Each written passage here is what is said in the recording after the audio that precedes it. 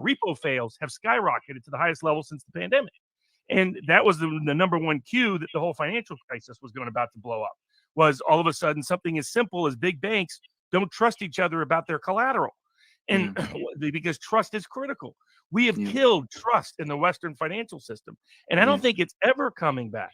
No. I mean, the question is, where else do you go? It's not like it's easy to trust either Russia or China or Brazil or these other societies or economies. But what it's done is it's driven it. They know now without doubt they can't trust the West. Yeah. And if somebody's smart, like there is talk of, if the Russian, Chinese, and Indians got together and formed a currency that was based on gold, that was independently accessible outside of those nations' vaults, if you will, it would be a mighty interesting economic world to live in. If Putin decides to price oil in silver or gold rather than dollars, what might happen? What happens to the petrodollar if the Saudis and the UAEs and the rest don't just fail to return Biden's phone calls while they return Putin's phone calls, but decide to move away from the dollar as the means of denominating the value of oil? They've assumed the reason why. My guess is while Putin has probably game planned every scenario under the sun in terms of anticipation, at least I presume so. If he hasn't, he maybe it's in trouble. But but it's more likely that he has, given his history. My guess is these Western, like some people ask me why I am so skeptical of the intellectual competency of these people in terms of broadly. They're good mathematicians. They just don't understand the real world in terms of their logic and their thinking. I went to school with all these kids at Yale, and I was shocked at their lack of basic competence in terms of understanding the world, understanding things in a broader context. They lacked real world intelligence. Going back to William F. Buckley's joke, give me anybody out of the phone book rather than any student at Harvard. It's the same dynamic. And that I don't think these people have game planned it. So I don't think they understand what they've done. I don't think they've understood the fact that we went begging to Venezuela and Iran so fast in such a humiliating fashion was a sign that, oh my God, they hadn't thought this through at all. No. Wow. Can you? Oh, hold on a second. Can you believe that silence after Barnes drops 2.5 minutes of truth bombs? Alex and Alex of the Duran speechless. There's no Winston tonight. Winston has not followed me into the basement, and I was running late, so I didn't go back up and get him. I wasn't going to push my luck. How's audio, people? How is the video? Just pat down. Now, I read in the chat that someone said that we are not on Rumble, which is unacceptable because we should be simultaneously streaming there. So let me go see what the dealio is. No, we're oh, come on, man. We're live on Rumble. We're featured on the main page of the Rumble. Oh, okay. It's showing the avatar for The Simpsons because that was my placeholder video. But we are live on Rumble, people. Good on YouTube. Hey, I went bowling this weekend. That might be my intro rant. This was the first time I sat down in front of my camera, staring into the little, that little black hole on my Vitad camera. I was like, I think I've done enough live streams in the last week that I don't think I have a rant this weekend.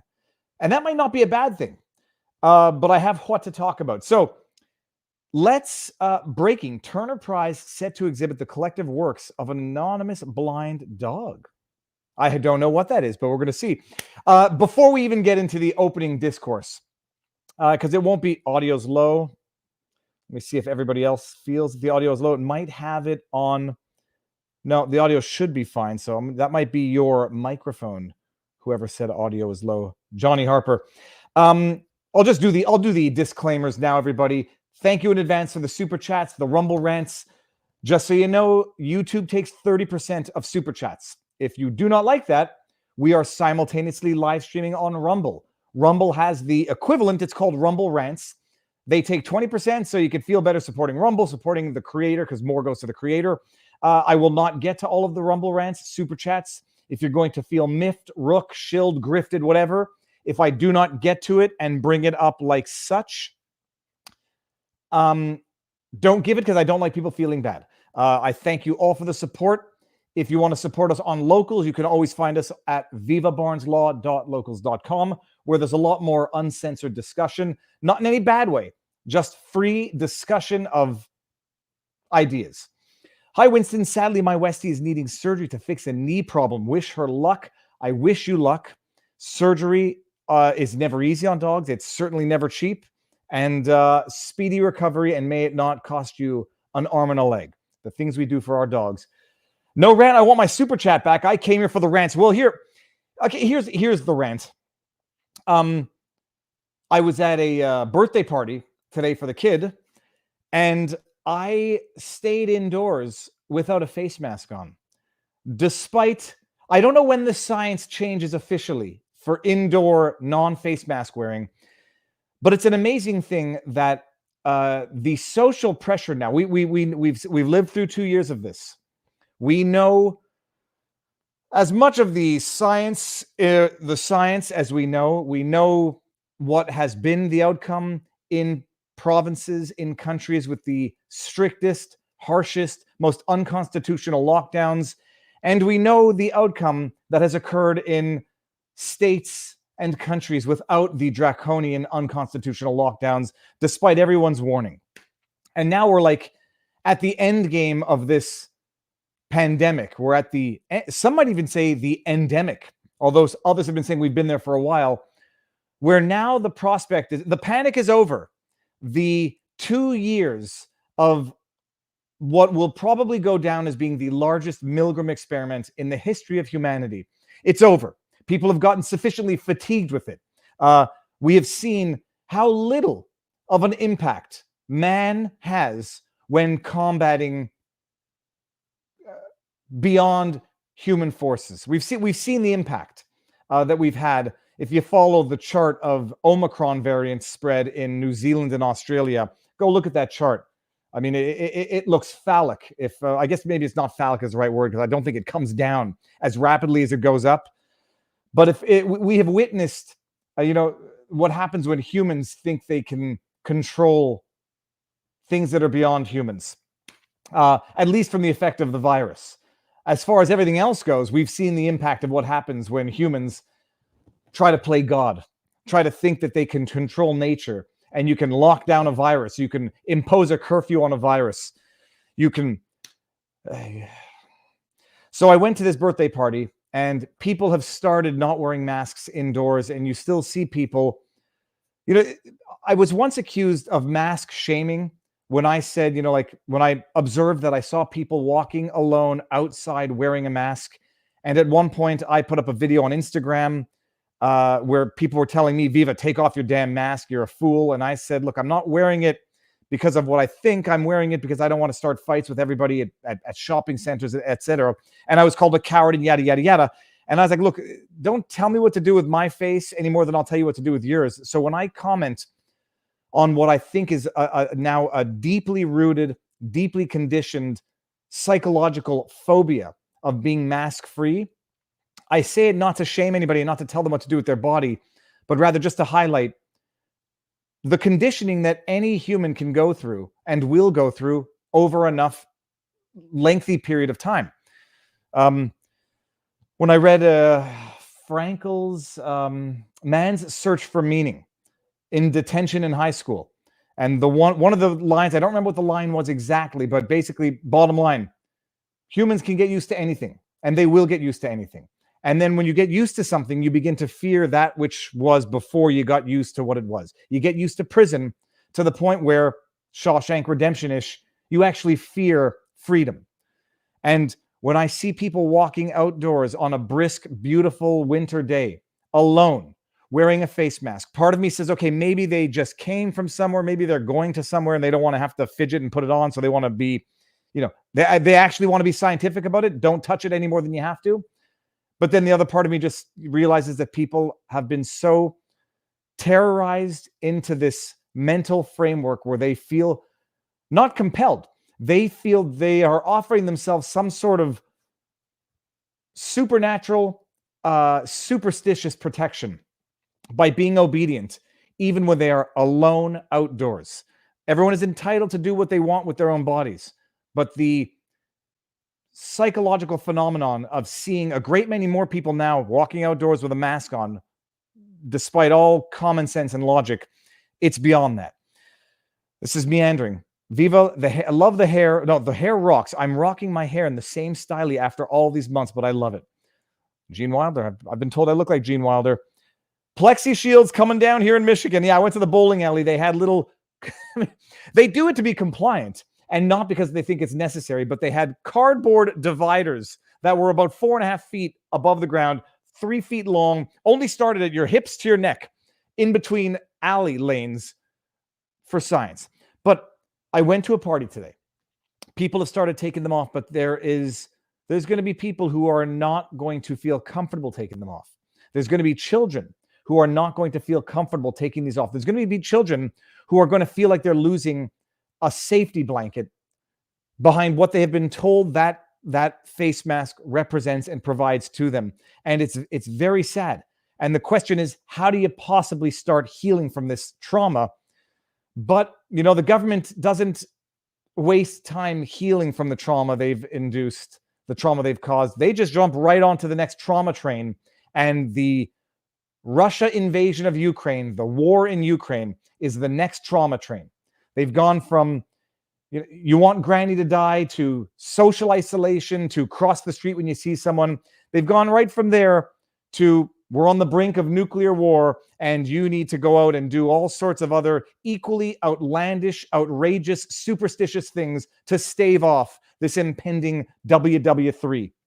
Even if it means the Montreal Symphony Orchestra giving the boot to their 21-year-old prodigy of a pianist because he's Russian. It's gone from one terror factor. It's gone from one paranoia-inducing phobia to another. But at the very least, people are starting to come out of this corona one and just move into something else entirely. There were a bunch of us hanging out online. You, Ottawa Scotty, as we had a 3-hour live music playing on his guitar, singing and chatting. Your name came up. Would be cool if you went and interviewed him. Who was it? Singing and chatting. Let me know what the name was in the chat, Ray K. Don't give another super chat. Just to let you know what it was. Oh, so that's it. The devastation that the government has caused, and the amount of time it's going to take to heal from the trauma just of COVID, and then wait until we start stepping into the next realm of the damage, the intangible damage that the government has caused, that we're going to be seeing over the next decades. You know, people over the last 2 years having not gotten treatments, early diagnoses, psychological trauma, stresses, losing their jobs, lack of health. Instead of telling people to get out there and exercise and be active and get sunlight, they've locked people down, told them to perpetually disinfect, stay at home, don't go outside. We're stronger apart. And we're going to see the generational impact of this, and things that people don't even think about. Kids not learning how to read lips and understand facial cues at a young age. People having not gotten proper education. Young kids from grade 3 to grade 12, compromised education, which is going to show itself on the workforce in a generation. The damage that has been done, it's not irreversible, because it's not the type of damage that is reversible by its nature. It's going to take a generation to heal from this. And yeah, it's not a Milgram experiment, it's Stockholm syndrome. Yeah. Stop screen share. It's both. It's both. See how much they can get people to do because someone in a white lab coat is telling them to do it, and demonize the people who dare question it. Oh, by the way, I want to share what I have in the glass. It's my brother-in-law's new experiment. It is called pumpkin brandy cooked on embers, and the odd thing is, you can actually taste the pumpkin in this. It actually has something like of a burnt pumpkin flavor to it. It's actually quite delicious. Sorry to be off topic. The state bar lost. It didn't score part of my exam and have confirmed the missing part had enough points available to pass. Jake the Doge. Let me tell you one thing. If it's anything like the Quebec bar, it doesn't matter if they made a mistake. You're living with the consequences of that mistake.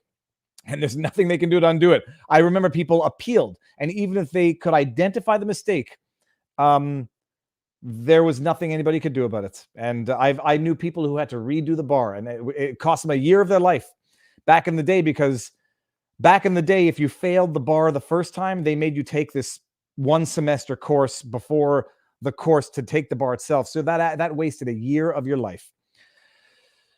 But my goodness, anyway, so that's it. I mean, I don't know. There's some optimism in this. I went to the bowling alley. The science has changed, so they no longer ask for the vaccine passport. But the technology changed, and they've to facilitate resetting the pins on the big pins, the 10 pin. They put strings on the freaking pins, so the pins. The action was pretty natural, pretty good. Where I didn't know that there were strings on it until it reset the pins, and you just saw the pins go and then come back down. But I did notice a lot of these very slow, delayed, like, and the pin just fell over, and it did not have the bounce that a stringless pin has, and I hate it. So that could have been one thing. But I went bowling, and I went to a kid's birthday party today and did the go-kart, and it was awesome. Saw your Smollett take on your stream the other morning. Speaking from personal experiences, the more you internalize a lie, the harder it is to give up. Juicy needs help. There is no question Juicy needs help. And that's on the menu for the evening, not the help part, but the sentencing to 150 days in jail. And I don't think he has any time that's going to count towards that. So he's doing 150 days. Ukrainian refugee men are dressing as women, attempting to escape from being conscripted. Won't read that, but and sent to the front. Well, there's some serious stuff going on there. They've basically we have family friends who have family in Kiev, and they're explaining it's like, you know, it may not be quite as bad as Western media is portraying it, according to them, and they're not pro-Russian, to say the least. But by men, I believe it's age 16 to 60, are not allowed leaving the country because they may be required to fight. And so people are trying to flee, trying to move westward, trying to avoid the conscription. Eric Doulion says, risque, c'est la vie. Salutations de Cajun, Louisiane. Says, risk, it's a part of life. Salutations from Cajun, Louisiana. Beautiful. Eric, thank you very much. And speaking of, I was going to say something that had nothing to do with that last tweet. I was going to loop it into the menu of the evening. And it was going to be, speaking of other unsavory fellows, celebrities. So on the menu tonight, people, we're talking Ukraine, Russia, because there's some discussion about the legality of the biolabs that Nuland confirmed exists in Ukraine, but won't confirm the existence of bioweapons. Although how you go about having biolabs without bioweapons, we'll see. There's some discussion on the legalities of that, because there are treaties that, in theory, covered this type of potentially unlawful conduct. We've got Smollett. We've got Alec Baldwin, who, my goodness, he could have been the intro rant, but I want to talk about that with Barnes. The man doesn't stop digging, just like Jussie. What else we got? Sidney Powell's in trouble. There were some SCOTUS decisions on the Texas heartbeat law. We've got a very jam-packed evening. Barnes is now in the backdrop, so I'm going to just take a few more of these. Candice Magnos says, Bill Maher and Ben Shapiro had a great Sunday special talk. You can still disagree, but respect each other. Yeah, except social media has taught us that respectful discourse does not get thumbs up or retweets. Oh, there's the striper again. Dude, Southern New Jersey, no one has paid attention. Mandates. Well, this is the problem. Canadians, at least in Quebec, it's become virtuous to be fearful. Like, fear is the new virtue. Speaking of which, stick around next week. We got 5 Times August, who's going to break live on this channel his next release. That was one of his lyrics from God Help Us All, something along those lines. Fear has become the new virtue. The past years have just proven something I have thought for a long time. People are sheep. They rather be in a herd than take their own chances. That's a funny thing. I've learned something about myself over the last 2 years, and I just hope that our community has grown and has actually, you know, in as much as possible, gotten something positive out of the last 2 years. I hope so. And with that said, I see Barnes in the backdrop. He's looking good. Robert, sir, how goes the battle? Good. Well, okay, now I see something behind your shoulder, and I've heard that name many times. Robert, before we even get started, what's the book of the week? Sure, Jean Le Carré, A Legacy of Spies, because much of the conflict we see today is a legacy of spies. People are starting to figure out and put together, or at least some people are, that Spygate Russiagate, and Ukrainegate were all orchestrated in large part by the same people obsessed with getting us involved in a war in Ukraine.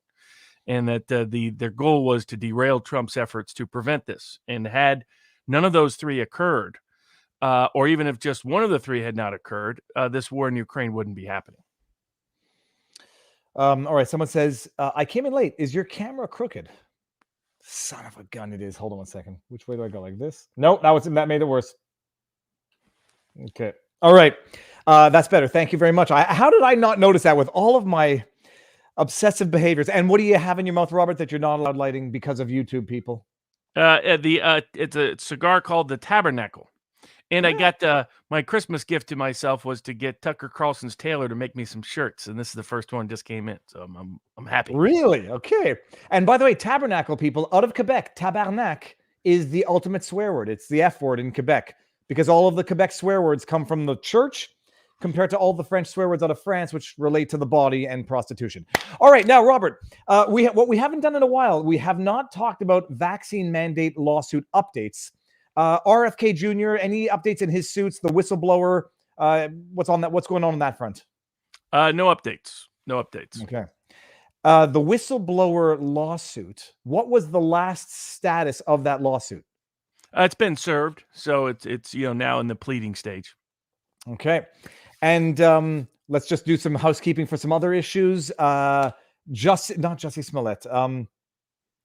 Dude who rubbed his hand down his pants. Trial. Don Lemon.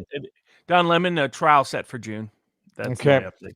Okay, I might have to be there for we're gonna figure something out so we can live stream that. And what do we start with? We're gonna start with Ukraine, Russia, and some recent developments. First of all, everyone should watch the episode of the Durand that you were on Friday. I mean, that clip that I played at the beginning. I mean, it's jaw dropping, painfully. It sounds obvious. It sounds obvious when you have something of the insights, but it's like the lacking common sense from politicians. But Robert, starting in Ukraine, Russia, you sent me a treaty which dealt with. Someone's ringing the phone here. You sent me a treaty. What was the treaty about in terms of destroying biological weapons and not producing them again? So in 1925, the Biological Weapons Treaty was agreed to by all the major parties, and the U.S. has been a signatory ever since. And the agreement after what happened in World War I was that not only would biological weapons not be used, they could not be stored, they could not be developed, they could not be transferred, none of it. You couldn't have anything that could be a biological agent that could cause, that could be used for a hostile purpose.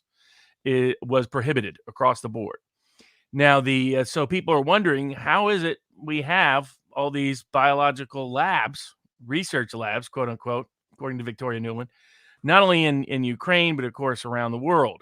And the way they have gone to avoid the treaty allows for biological research for purely peaceful purposes.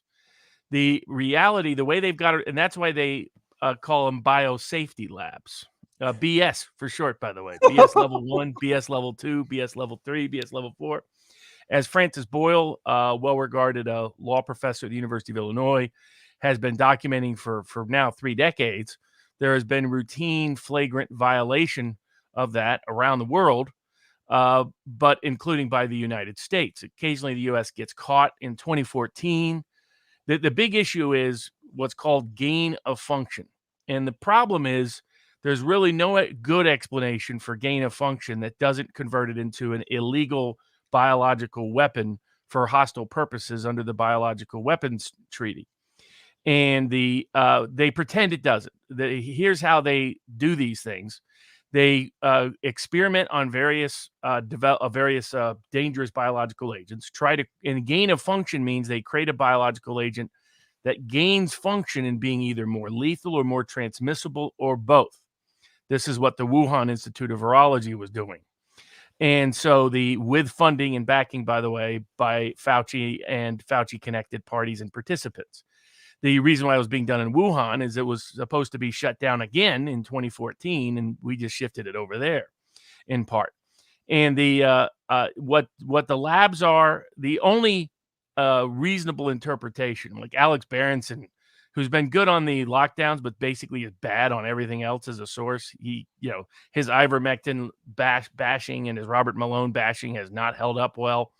His latest one is he just repeats whatever the New York Times writes on foreign policy. And his pitch was, oh, this was just, we were helping, after the Soviet Union, helping transition those labs. 30 years later, I mean, come on. What these labs are for is they're using, I have no doubt they'll find that many of them are using gain-of-function research, which is to make a virus more transmissible and lethal. And the legal excuse they get away with is they say, well, really, we're just doing this to develop vaccines. We're doing this in order to figure out if somebody else made this virus more lethal or transmissible, what would be the vaccine for it? The problem, of course, with that is what's the probability that some other country is developing gain of function in exactly the same way on exactly the same biological agent as we are? That's always been a obvious pretext to get around the biological weapons treaty. And I think if a meaningful investigation was done, which is what was requested from the United Nations Security Council by the Russians, and then what's interesting is who joined it. The fact that China joined it was kind of ironic for some of our perspectives. But what was interesting was India joined it, Brazil joined it, and unsurprisingly, Kenya joined it. Kenya has been the victim. You can go back and research, Bill Gates, Kenya, certain vaccines that were used, what they thought was happening. So not a surprise that their government was particularly sensitive to this subject. So I have no doubt that the biological labs, the U.S. defense industry has been backing, supporting, and funding in Ukraine are illegal biological weapons, as is alleged. And the best evidence for that is Victoria Nuland's own statement that she was very scared if these labs fell into Russian hands. Well, if it's for purely peaceful, it can't be used for hostile purposes. Why are you worried about them falling into Russian hands? Clearly, they were using it there. And the reason why some people asked why Ukraine, Ukraine has been not only a center of grift, but a place, we've treated it like a de facto Western colony. In fact, the economy is, and we, propped up a grifter political class that just steals all the money and gets, that's the payoff to them to allow us to do these kind of things there and to use it as a proxy to try to poke the Russian bear into a confrontation that we're now witnessing. Trump was opposed to it. That's why they went to such great lengths, an impeachment, a criminal investigation, and attempt to derail an election just to prevent it. And Robert, that's what's happened. This is my opinion. Hypothetically, would the fact that Ukraine is not technically a NATO member, would that make it easier potentially to have certain bioweapons research facilities that presumably might otherwise be precluded from existing on NATO soil? Well, the concern, it's really more the fact that they're a poorer country with a grifter political class governing it, because the concerns with these labs, of course, is what many people, I think, rightly believe happened with COVID-19, which is that it came out of that you could get leaks. Now, some people say it wasn't a leak, so that's another argument for another day. But even if you go with the leak argument, it led to a worldwide pandemic that locked down 2/3 of the world, or almost all the world, for almost 2 years at different levels, depending on where you were located. So the concern would be a leak, and particularly Ukraine, which is where Chernobyl was located, of course. So developing dangerous means of power or weaponry is something that normally you wouldn't want a country that lacks a lot of political sophistication to be in charge of this. But in fact, it's the inverse logic. Same reason why African countries are targeted for drug experimentation. You can get away with a lot more. You can get away with a lot more in terms of what you're doing with the product. You can get away with a lot more if it turns out if there's a leak and it hurts and harms local populations. And whether or not they were experimenting on those populations. You can't completely rule that out. Because the U.S. has a history of doing that repeatedly, and there's, I'll do a hush on the long history of biological experimentation on soldiers and citizens, usually the poor and the vulnerable in America, including people who were promised cancer treatment that wasn't really cancer treatment. There's this, Tuskegee was just the tip of the spear in terms of different kinds of biological experimentation on the population. Tuskegee was not a biological weapon experimentation, but there are other aspects that were. That's why you would pick Ukraine. You'd pick Ukraine because it's a poor country with a corrupt political class, so you can get away with a lot more. And purely hypothetical calls for speculation. the likelihood that Fauci has any knowledge, any involvement in this? Would it be, if it exists, would it be a virtual certainty because of his reign for the last 3 decades? Yeah, and some of the same people he's connected to that were connected to the Wuhan Institute of Virology appear to be showing up connected to the Ukrainian labs as well. All right. Okay. Now, and getting to Victoria Nuland's answer, I forget that I mentioned this, but we haven't spoken since. Where Marco Rubio, for everyone who doesn't know, I talked about it earlier last week, and then put out an interesting side by side of her answer to Marco Rubio this time around compared to her answer to Dana Rohrabacher back in 2015 about the existence of Yahtzee groups that were part of the Maidan protests. Her answer was equally deceitful, both or what's the word I'm looking for? Diversionary. It was equally non-addressing of the question both times, except Dana did not give Nuland the free pass that Marco Rubio gave her, where Marco Rubio asked her, "Are there chemical or biological weapons in Ukraine?" And then she stops. She goes, "I can confirm that there are biological research facilities." And then she moves into how she's scared about the Russians getting them. She had a pause between the words biological and research. That was a giveaway. It's egregiously telling. But so basically, she never said no because the answer is obviously yes, and she's under oath before Congress. The question is this, Robert. Now, people are going to say, well, those facilities, they existed before the breakup of the Soviet Union. They were already there. Am I wrong in thinking that, yes, some of them were there and others were definitely not there, hence the 2005 treaty between Ukraine and America? Yeah, I mean, Richard, they used to announce some of these back in the day. So you can find some old announcements, that you can find documents that they've tried to bury, but on the old Wayback Archive and others, including on U.S. government documents of what was going on. So the idea that, 30 years ago, that all these labs are just sitting around from 30 years ago, and what are we doing exactly? We're maintaining them? Why wouldn't you just shut them down? So it's that excuse is an incredulous excuse. I mean, it's pitiful that Berenson would actually repeat it, least of all buy it. But it shows that, some people are very gullible when it comes to these kind of matters. And, Boyle is politically kind of aligned on the left, if anything. But he's been documenting this now for 3 decades. And he was the first professional expert who came out and said that this likely came from the COVID-19, likely came from the lab in Wuhan before anybody. Everybody was dismissive of him and the rest. He turned out to be ahead of it. It's because he's been tracking unusual events in certain places that have signed, where he has been tracking the existence of these labs. So these labs were paid for by the U.S., developed by the U.S., and they have very little to do with the Soviet Union days. Yeah, and just if anyone had any doubts, let me bring this up and make sure that we're seeing the same thing together. This, Robert, well, no, we're not seeing anything there. Hold on one second. See, the one time I double check now. I'm seeing it, but I'm only seeing a piece of it. Yeah, here, let me go. Now, Robert, do you see the whole thing now? Yes. Okay, there we go. So we got an agreement between the United States. This is from state.gov, people. Okay, so this is straight off the government website. And a little tidbit here, a little historical context. This was done after the Orange color revolution. So it looked like the candidate that was considered less pro-Western actually won. So they did a color revolution, said that couldn't be right. There must have been election fraud, so on and so forth. It was called the Orange Revolution, and they forced another election. And by forcing another election, they could gaslight enough people into switching their votes to allow the pro-Western candidate to win. And within 6 months of him being inaugurated, this treaty's done. And we'll read the agreement between the Department of Defense of the United States of America and the Ministry of Health of Ukraine concerning cooperation in the area of prevention of It's funny, someone in the chat said, the only difference between research and safety is the preamble or the mission statement. This is for the prevention, people, of proliferation. It's not for the proliferation or research. It's for the prevention of proliferation of pathogens and expertise that could be used in the development of biological weapons. Let me read that again. In the area of prevention of proliferation of technology, pathogens, and expertise. So they're trying to prevent the proliferation of expertise that could be used in the development of biological weapons. And how do you do that? You develop expertise in creating biological weapons.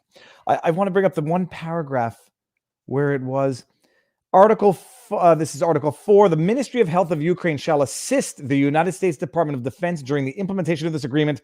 The Ministry of Health of Ukraine shall coordinate with appropriate Ukrainian ministries and other government agencies and organizations in order to ensure that material provided under this agreement is afforded priority processing. Is that the one I wanted to read?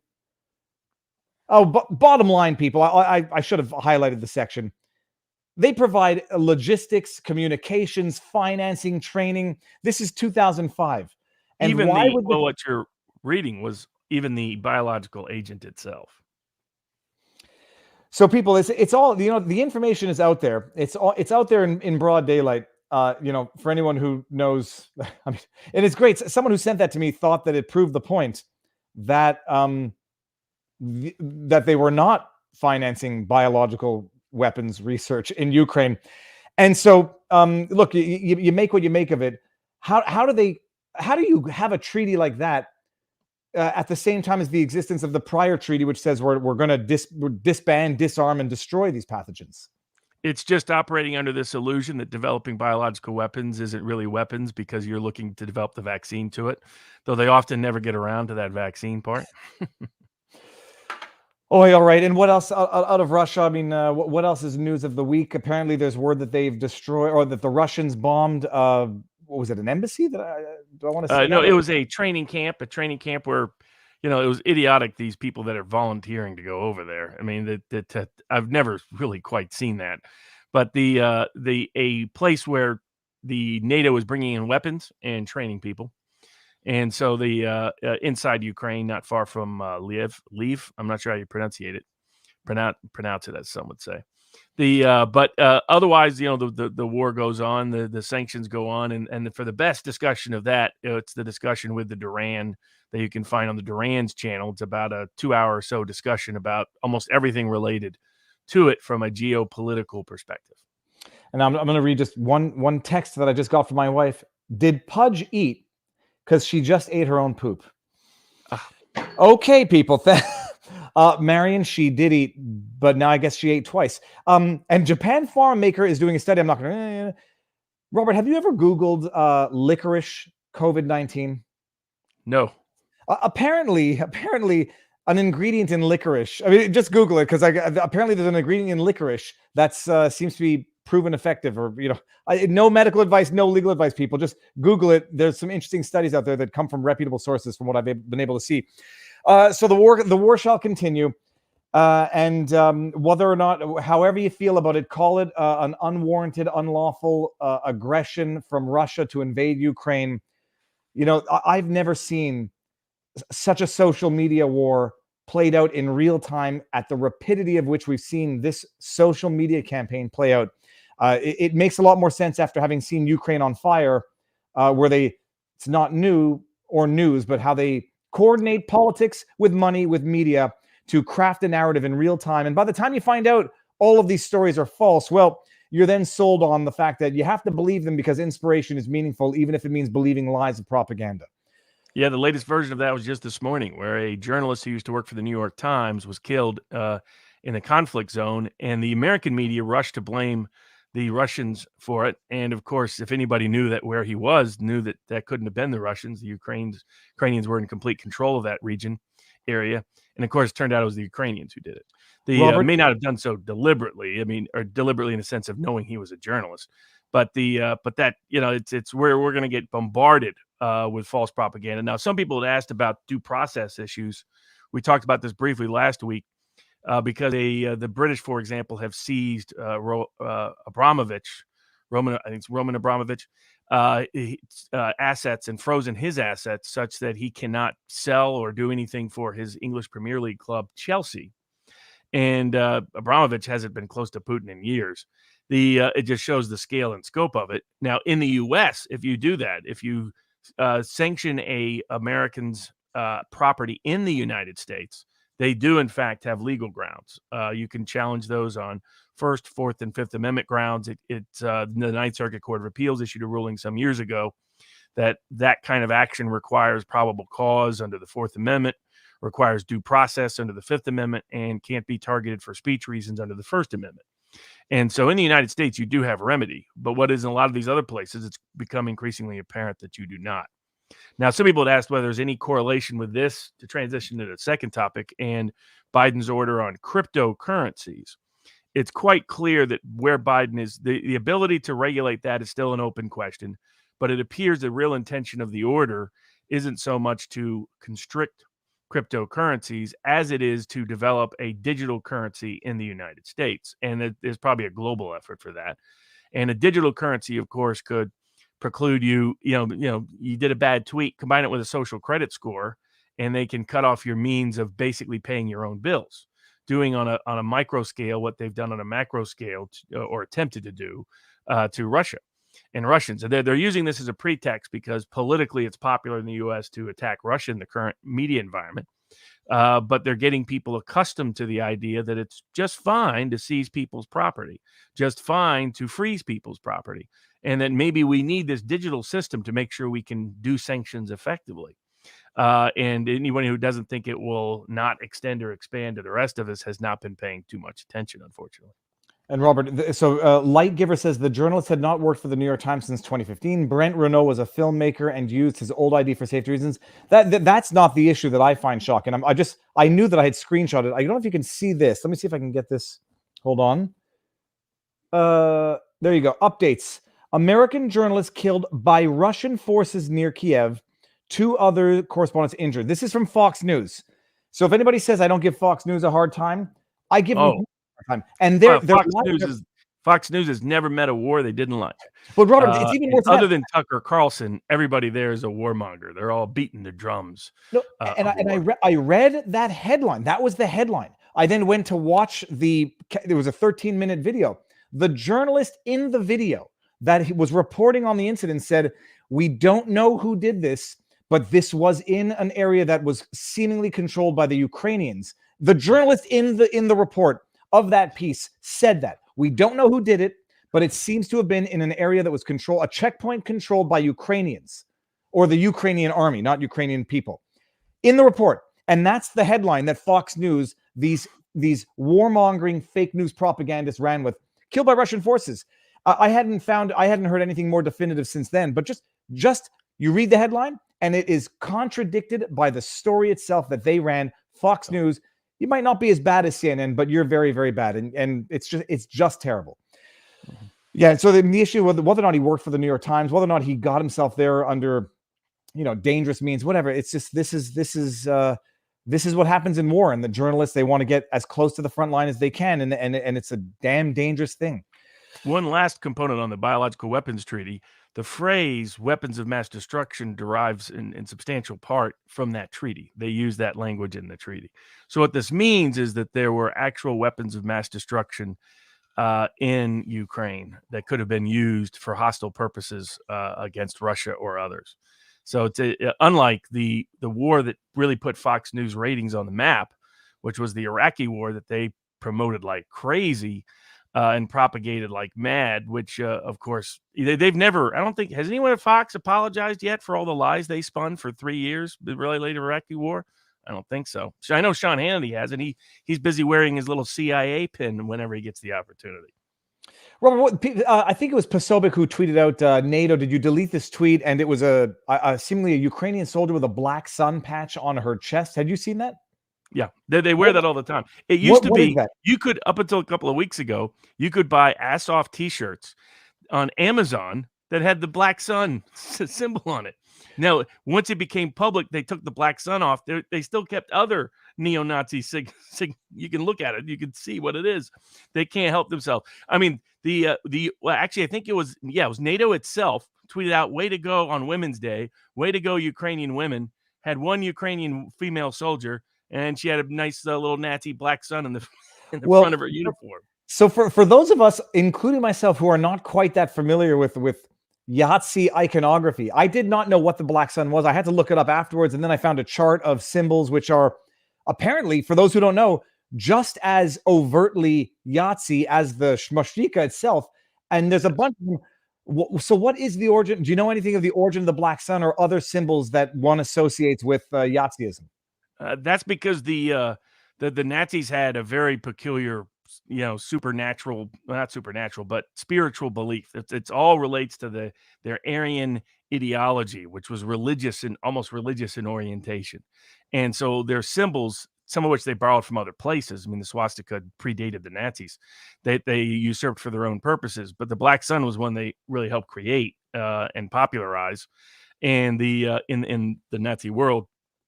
And it all relates to variations of their Aryan ideology, which when you dig into it, it makes Scientology look sane. And so people, you can Google all of these images, icons that you might not have associated with Nazism. The black sun was one of them. My reflex just to think whether or not the black sun itself had prior existence, like the swastika, which was an Indian symbol for peace, oddly enough, but inverted the other way around. Black sun is a new creation. I mean, my recollection is from the Nazis. And some people had asked, why would a president that's part Jewish have anything to do with, neo-Nazi regimes like the Azov Battalion that's predominant in the eastern part of Ukraine now at the moment, being surrounded by Russians. So good luck with that. Is the same reason why white Christian Protestants would, well, the racial part probably isn't relevant, but the religious part is Christian Protestants helped fund Osama bin Laden in Afghanistan. The people tend to politics does indeed make strange bedfellows, and the most virulently anti-Russian soldier unit types were the militia groups that were the key to the 2014 Maidan coup, and they were rewarded for their efforts by being incorporated in the National Guard and various military units, and many of them were put into the East in particular to suppress the various political protests that took place by Russian-heavy populations in the eastern part of Ukraine. And so that's what may seem odd to people is not so odd if you understand political history, sadly. I'm trying to find the article where they mentioned not just to say that, at one point in time, America actually financed, funded, and, trained Osama bin Laden. Why would they have done that? Americans are tolerant, peace-loving, democratic people. So the idea is like, why would Zelensky ever associate with a group that might have some primordial issue with Zelensky, or at least Jewish people at large? I mean, we helped finance and fund a bunch of Nazis to escape after the war to serve our own purposes. The people can research. I mean, it goes way back with the WASP elite, particularly when they had dominant power over the CIA. You can just Google Muslim Brotherhood Munich mosque CIA and see what pops up. So we'll see how it goes, or maybe use Brave. But whatever you use, you can skip using DuckDuckGo, because DuckDuckGo is DuckDuckGone after it decided to virtue signal in favor of censorship this week. Well, okay, it's a good say. This one won't last too long. I don't think anyone's going to have any claims against DuckDuckGo, private company. There was never an IPO. They never, I mean, I guess they solicited business on the pretext of no censorship. No censorship in the search results. It reflects the truth of what people are searching. And then lo and behold, this war in Russia, the Russian war in Ukraine is so egregious and so over the top and so shocking that what was his name? Weinberg? The CEO or the founder of DuckDuckGo put out a tweet, says, "We're going to downrank Russian misinformation." He didn't do anything with China, with the Uyghurs, didn't do anything with other egregious human rights violations out there. This was the one. Robert, people are hypothesizing that he had to have been compromised, someone had to have reached him, et cetera, et cetera. What can motivate such conduct in someone like the founder of DuckDuckGo? Like, is it virtue? Is it corruption? Is it intimidation? Or you have no thought on it? I twofold. One, there was evidence that over the last year they had been doing this, because, in fact, you could even go back to the election. About a couple of months before the election, DuckDuckGo was not getting, in my view, the same kind of authentic responses and results that it had been throughout its entire time leading up to that point. So I think that this compromise happened a long time ago. And if you had followed the political bias of the founder, it was clear which side he was on. And so he was on the virtue signaling side, so it was only a matter of time. He's not like Chris Pavlovsky, the founder of Rumble, who has an instinctive free speech, libertarian leaning political preference. This guy was eager to virtue signal, and you note the contrast between it and Rumble. Anybody getting kicked off of YouTube, Rumble is openly inviting and promoting, including when YouTube tried to remove the Oliver Stone film. There was the first one, which is the Ukraine on Fire, and then this follow-up one, Ukraine Revealed, I think it is, because of its surge in popularity as people were trying to get a perspective on Ukraine. Rumble immediately promoted him and publicly, and kept them, of course, on there. Same with RT. RT's been banned from YouTube, including not just RT America, but RT itself. And Rumble immediately said that they will remain on Rumble. There were some anti-war voices that had all their videos removed from the anti-war left. That appears to be the first target of a lot of this big tech censorship. And Rumble again invited them to put up anything they wanted on Rumble. Odyssey had this weird. Whoever runs Odyssey's Twitter account needs to quit, because look, you're nowhere near the scale and size of Rumble. You probably never will be. I hope you succeed. God bless you. But continuing to attack Rumble makes zero sense. And they made these they defamed Rumble again. It's like, come on. I mean, I guess you really want to be sued or something. They said that Rumble doesn't allow criticism of Trump and doesn't allow criticism of Israel.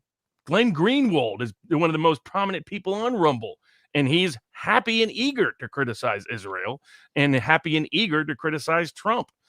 They apparently confused Rumble with Truth Social Media, which Truth may or may not do that. That's unclear. That the new Trump platform, or the Trump branded platform, how much he's involved is far from clear. But good for Rumble to continue to promote a free speech platform against this massive media hysteria that is driving people like DuckDuckGo to do and say things that are self-destructive to his business model. Well, and that's what I said when he puts out the tweet. He's like, okay, we're gonna implement a new software to downrank Russian misinformation. So it's like, first of all, if you're saying this now, chances are you've done it in the past, and in which case, it will cause everyone to question everything you've ever done in the past, even if it is in fact only as of this moment going forward. But I guess someone in the chat, let me know what his name is. I don't want to mangle it for no reason, but I think it's Weinberg. I mean, I guess he's okay with some genocide in certain places against certain groups, but he's not okay with regional wars against others in other groups. I mean, so there were a lot of people. It was on what's his name? The Daily Show. Who's the new host of the Daily Show? Trevor Noah. Trevor Noah, who said, he posted a montage of reporters saying like, what's going on in Europe? This isn't some third world country. This isn't Africa. As if to say, like, our collective outrage as to what's going on in Eastern Europe is justified somehow because it's not like some third world country. And it was a very damning montage. Although I've been watching a lot of news, I hadn't actually seen anybody make those egregiously offensive statements in real time, but apparently enough people did to justify a montage.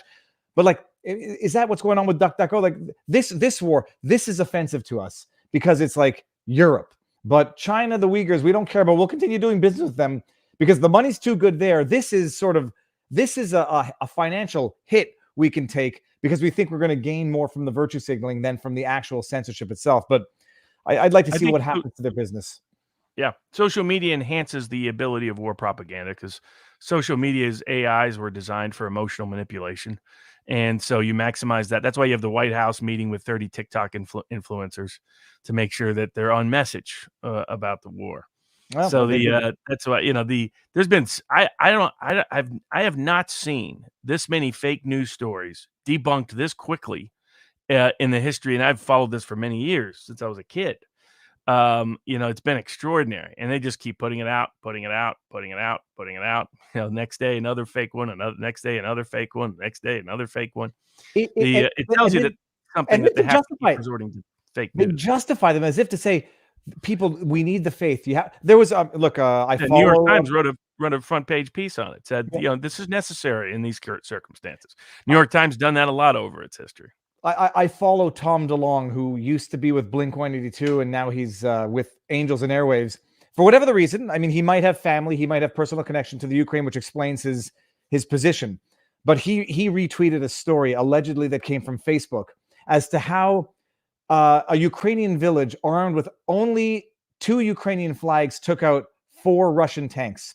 And the story goes along the lines that 4 Russian tanks come in, 2 run out of gas, so the other 2 go out of town to get gas. And when they're gone, the Ukrainians put 2 flags on the Russian tanks, such that when the Russians come back, they think they're Ukrainian tanks. They take out their own tanks. Then one of the tanks crossing a bridge collapses and goes into the water. I forget what happened to the 4th one.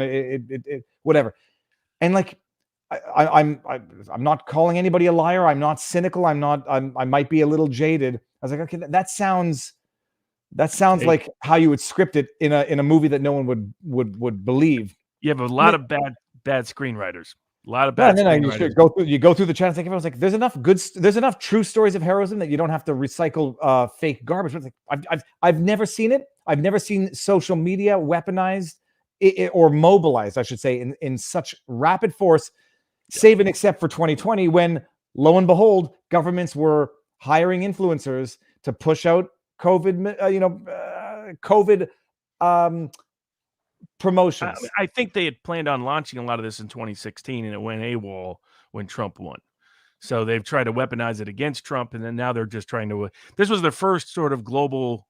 Well, it's not really a global conflict, but they want it to be, that social media could get meaningfully involved in. And we're seeing how it can be manipulated, extraordinarily so. And there was some independent military reporters that have been really good, on Twitter and other social media sites for years. I mean, and nobody saw them as that political, but because they were reporting accurate information out of the Russia-Ukraine conflict, they were kicked off of Twitter. It was one of the top ones actually was kicked off of Twitter. So it's extraordinary. We do indeed live in interesting times. It's a little scary. Now, we had one Rumble rant, which says, Barnes, do you think they'll even allow Trump to run for president in 2024? How could they stop him? How are they going to prevent it? I mean, I get that the current theory, there's another lawsuit filed against Senator Ron Johnson, trying to prevent him from being on the ballot in Wisconsin under their ridiculous 14th Amendment theory that already been kicked out by one federal court in the Cawthorn case. It has no merit, and it's not going to be upheld. And that's just not going to happen. I get where people come from, but the ability, it's like the problem with election fortification. Their ability to do another round of mass mail-in voting and getting away with everything, very low, especially that they're likely to be Republican governors in Wisconsin, Michigan, and Pennsylvania before 2024. So that was a one-off. That was not something that's easy to repeat. And especially if people get active, and people did get active. And so I think Rasmussen noted election fortification issues are in the top 3 of issues in the public, and even more so amongst Republican voters, clearly. So and Democrats are not going to be able to get through their attempts to federalize elections through Congress. It's just not going to happen, especially as Biden's approval rating just continues to drop into the cellar. And wait till people start to feel the economic consequences. That in the name of punishing Putin, we're punishing Americans. Yeah, you're punishing Americans while running to Saudi Arabia. We're gonna punish one or Iran, which was busy, reminding everybody they have missiles that can bomb us on occasion. And they may have been targeting an Israeli training camp that was connected to the U.S. embassy there, or the U.S. facility there. Why we have this many facilities all over Iraq still? Open question. They're just open targets at this point. As the person that's been the best on this politically, J.D. Vance has been very good. Joe Kent has been one of the best. He's been fearless at pointing out all the problems with what's going on in the Russia-Ukraine policy and other policies. So he's someone to follow. But yeah, they're going to continue to suppress and censor, and they're going to continue to expand this, and they're going to take what Trudeau did to. I mean, well, this is a good bridge. In Europe, the country that's taking the most hits that the U.S. tried to drag into this, make it a global war, just got sanctioned by the European Union for simply wanting to control its own judiciary.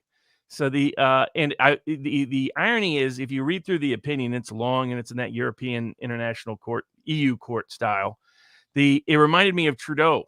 It has all this language about the importance of transparency and honesty and independent judiciary that protects human rights and human liberties. And it's like, in the name of doing this, is the same EU court that turned a blind eye to all the violations that have taken place for now 2 years in Europe, concerning all the COVID lockdowns. And here they are on their high horse with this fake pretextual pretense speech about how they have to punish Hungary and Poland for daring to have things like a retirement age for judges, because that would interfere with the independence of the judiciary, and the independent judiciary, like our independent central banks that just got politicized and stole a bunch of money from the Russians central bank, or at least tried. How much they succeeded is an open question. But it's extraordinary. The hypocrisy is just off the charts. And here you have Poland taking in about 1 million to 2 million refugees anticipated, maybe more in the end, because the Ukrainians finally did go along with the Russian request for a humanitarian corridor to allow people to leave Kiev. Over half of them have now left Kiev, and many other parts of Ukraine, and are flooding into Poland. And they get rewarded for that. They have to take in the refugees under various immigration policies the EU has set, and they get rewarded for it by economic sanctions against their country, because they want to have control over their own domestic judiciary. Why does this not just result in the dissolution of the European Union? Why is there not a Pole exit, a Hungary exit? I don't know who else is. I'm going to embarrass myself. Why is there not the dissolution from the European Union? What's preventing these countries from saying we want out in as much as the UK got out? I mean, they really should. We're seeing what a bureaucratic, clerical, elite-governed universe looks like, and it disproportionately punishes the working-class countries and the working-class peoples of Europe, as Greece found out. But they are so tied in financially that their ability to exit is more difficult than the UK's ability to exit, and that ends up being a big part of the restraint. Another part is there's still this sort of hagiography surrounding the European identity. I mean, the Poles, I think sometimes they think it's just the Polish-Lithuanian Empire brought back, but they have that sort of attachment. They have a deep fear and dislike of Russia that goes back centuries. A lot of legitimate fears in that, though it's different country and governance, but people don't forget that kind of thing in Europe. And so that's why some old dispute from 700 years ago somehow percolates up again. It's just the nature of the animal, because the stories that are told through ancestors. So that's a part of it. And anybody who stands up to the EU, like Hungary and Orban has, particularly aggressively, gets targeted. Targeted for political sanctions, targeted for political interference. Hungary went so far as to do what Russia did, which was kick out most of the George Soros organizations that have disparate influence. But George Soros is very strong in Ukraine, of course, and very strong in Poland. So that, I think, is what the hindrance is. But I agree that logically, continuing to hang around the EU when they're going to continue to violate your national sovereignty, it doesn't make sense in the long term, because it's not a net economic benefit that's worth the trade-off for most of these countries. All right, fascinating. We were talking about EU. Was there anything interesting out of Canada? I mean, other than Trudeau just being the overt hypocrite that he is, and talking about the slide towards authoritarianism throughout the world. What's her name getting bail? Oh, Tamara Lich. When did that happen? That happened Monday, I think, didn't it? My goodness, did last week feel like 3 weeks in one? Robert, I mean, so you're an American. I mean, we've seen, and I'm not trying to smile about this, we've seen what happened with January 6th and the Jan 6 defendants, who were also accused not of save and except for Rhodes, for, I think his was conspiracy to commit sedition. The people that have been detained for over a year are being detained on nonviolent trespass charges and other charges. Detained, pre-trial detention for over a year for their charges. In Canada, we had our own Tamara Lich, Pat King, who I believe is still detained because he didn't get a favorable rehearing on his bail rejection. Tamara Lich was one of the organizers of the protest, the convoy fundraiser. She raised the funds. She orchestrated this thing, registered the federally incorporated not-for-profit, raised the money. When she told people to hold the line, she got arrested for, it was mischief charges and mischief-related charges 2.5 weeks before she was finally released. And her initial bail was denied. The initial officer of the peace said, can't trust that she's not going to run back out there and tell people to hold the line, encourage protests, yada, yada. It got to a rehearing on the non-granting of bail. And the judge, other than my life flashing before my eyes, I was live streaming it by listening to the audio in my ear silently with an earbud and then summarizing it in real time, not knowing other people were actually rebroadcasting the entire hearing itself, which I specified don't do because it's probably not lawful. But at some point in the hearing, the judge said, people are live streaming this, unacceptable, recess. And I was like, he's coming for me. I panicked. So bottom line, what I did was fine. Other people were rebroadcasting it unlawfully, whatever. The judge in that hearing came to the right conclusion in a way, said that, the foregone conclusion that Tamara Lich was going to do long jail time for her mischief charge, because it could be a summary conviction or it can be an indictable offense. The foregone conclusion that she was going to do long, hard time was a wrong foregone conclusion.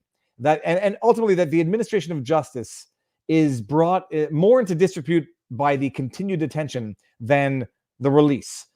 And the judge granted her release, and the bail terms were a $20,000 certi from a trustworthy certi, $5,000 bond that Tamara Lich herself had to put up, a total social media blackout. She cannot go on any social media. She can't make any public statements supporting the protest, and she can't attend a protest anywhere in Canada. And she had to leave Ottawa within, it was either 24 or 72 hours. That's justice in today's day and age. Robert, you looking at that from the States, I mean, what is your impression of what you saw go on in Canada in terms of justice or a violation of the fundamental rules of justice?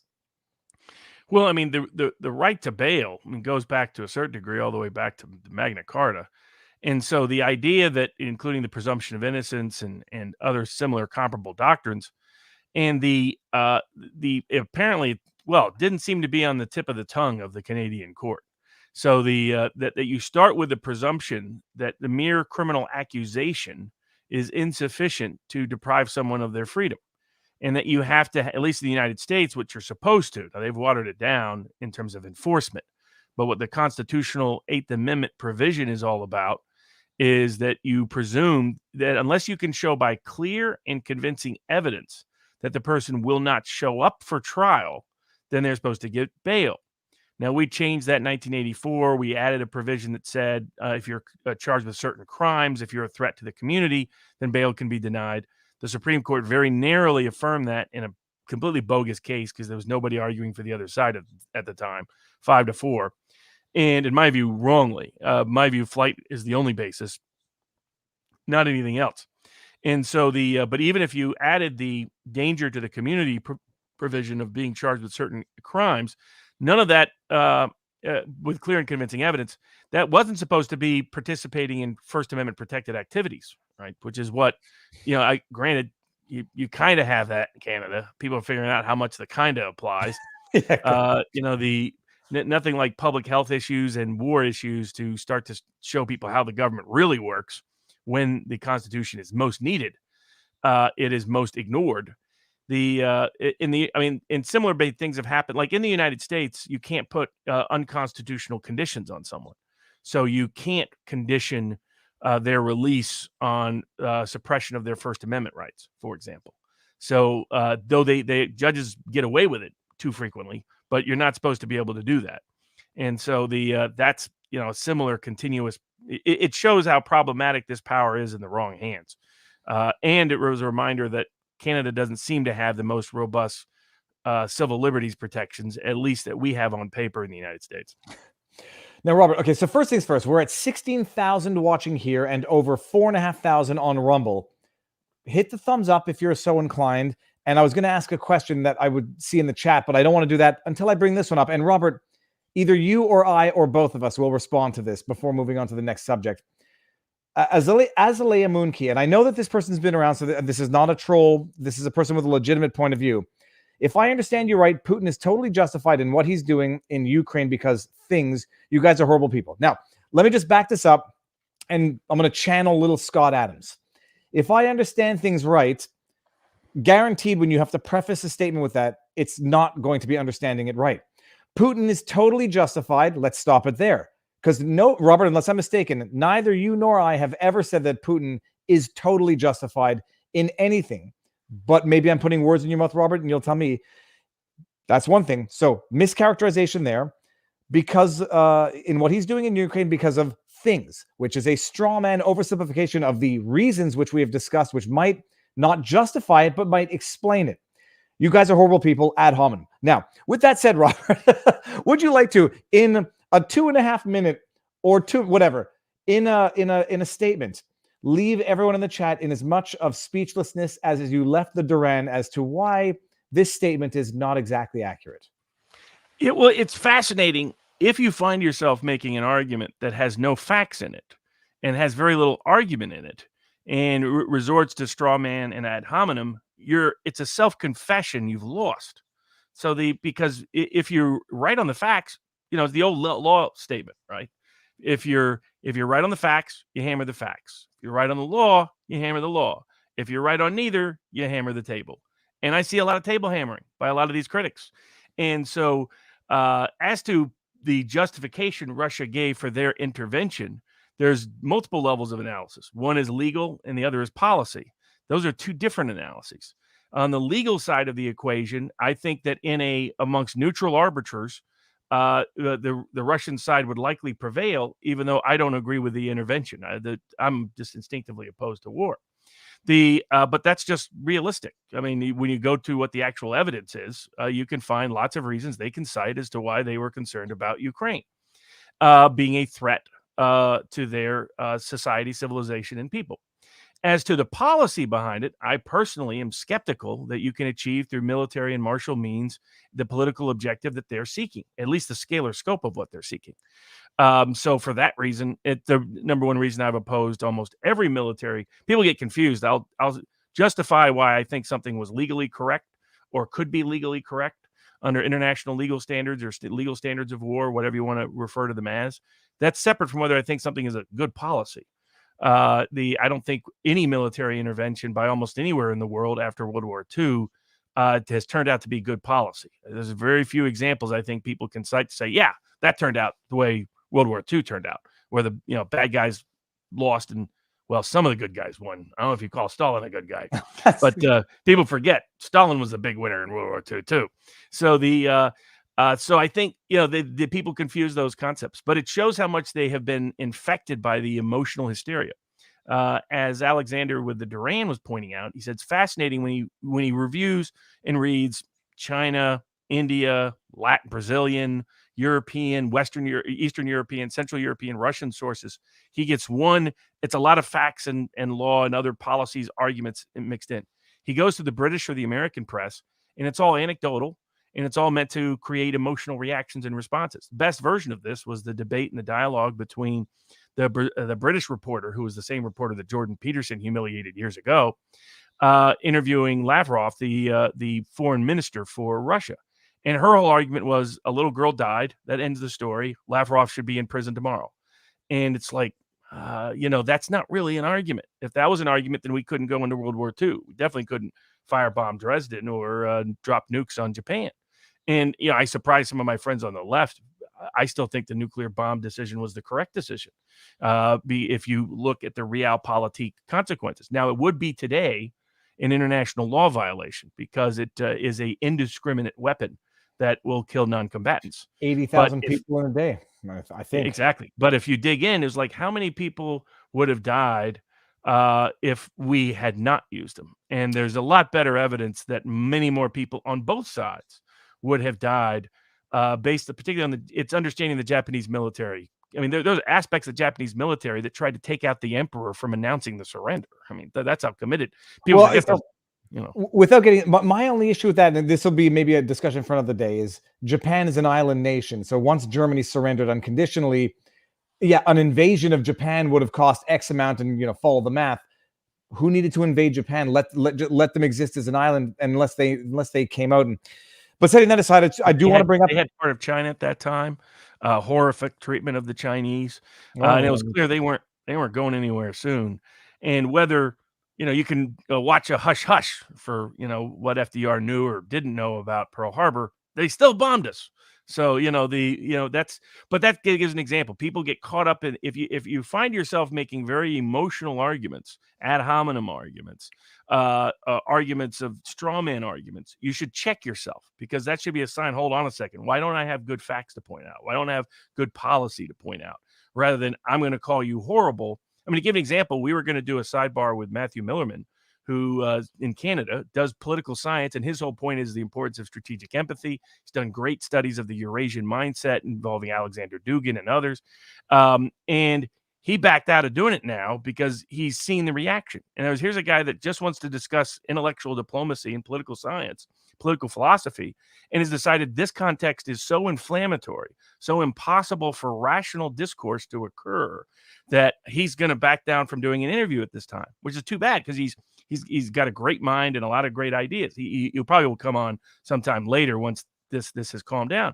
But this is a mindset that, but if you study war hysteria, this is always the case. Go back and look at how we portrayed the Germans, we're doing not the same scale, but we're doing on a smaller scale to Russians right now throughout the West what we did to the Japanese. If anybody wants to wonder, how did that happen? How did the Supreme Court go along with it? They went along with it because of the hysteria. How did we say, well, your great granddaddy was born in Japan, so we have to take away everything you ever had, even though you've been an American for 3 generations? How do we do that? The same way Russians are going to people with their kid to a picnic, and the Russian mother is apologizing for being Russian at the beginning of it. This is morally horrendous, horrific conduct by people who have allowed the bloodlust of war and the bugles. I mean, I always remember Hunter Thompson's great statement before the second Iraq war. He goes, whenever the bugles of war sound, I go out to my back porch and I put on a little Wagner, and I get out my 45 and I fire into the darkness. And I hope I hit something evil so that I will feel no guilt. That is the mindset and mentality of many of these people. And they should watch and check themselves, because they're repeating some of the most horrific things in history. Well, I brought up a follow-up chat from the same individual. We've all read it. He said he actually likes us. So I don't want to put that individual on blast, but everyone should be, ad hominem is an indication you've already lost the argument. And straw man. If you start off with a version of so or if, that's usually a tell that your argument's not good. So, I apply this to my own argument. If I find myself, I'll read the argument and be like, that has all the flaws of a bad argument in it. I better go back and re-examine. Scott Adams Luther, I think, is a good book to read. But let me just bring this one up. This is from, speaking of Canada, speaking of madness. It's absurd. Debate over canceled performance by Russian piano prodigy in Montreal. When it canceled a young Russian's piano performance this week, the Montreal Symphony Orchestra was reacting to a wave of protest from the Ukrainian community. First of all, I'll actually call bullcrap on that statement. I don't believe the Ukrainian community in Montreal ever called for the cancellation of a Russian pianist in Montreal. I don't believe it. The only caveat to that is the influential Ukrainian organizations in the West, dating back to the late 19th century, one of their lead publication was actually prohibited in Canada in 1944 because of how openly and overtly pro-Nazi it was.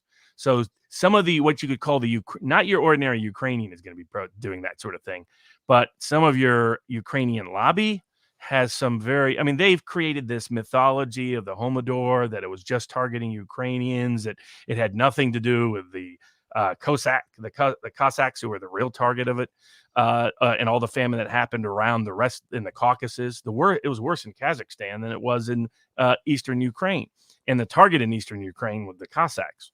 And that's because old dear Stalin knew that the Cossacks had a fierce streak of independence, as can be read in their great letter to the Sultan of the Turkish Sultan back in the 16th, 17th century that later was celebrated in art.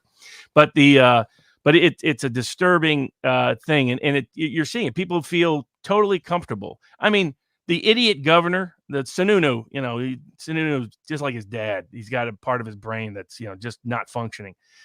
Taking off Russian vodka to make a point, without even knowing whether it has anything to do with the Russian government whatsoever. All these ban on, we're not going to have Russian vodka. We're not going to have. I guess we're going to ban caviar now. No more beluga caviar. That will teach them. This punishment of people.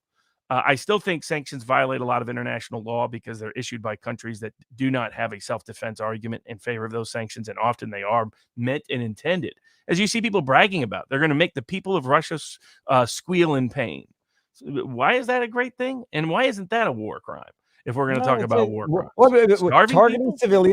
targeting civilians for violence to affect political change historically had been the exact definition of terrorism. But Robert, let's just take the madness one step further. Let me just bring this up. Canadian delicacy or Russian president? People confuse Putin with Putin. I hope this is the right article.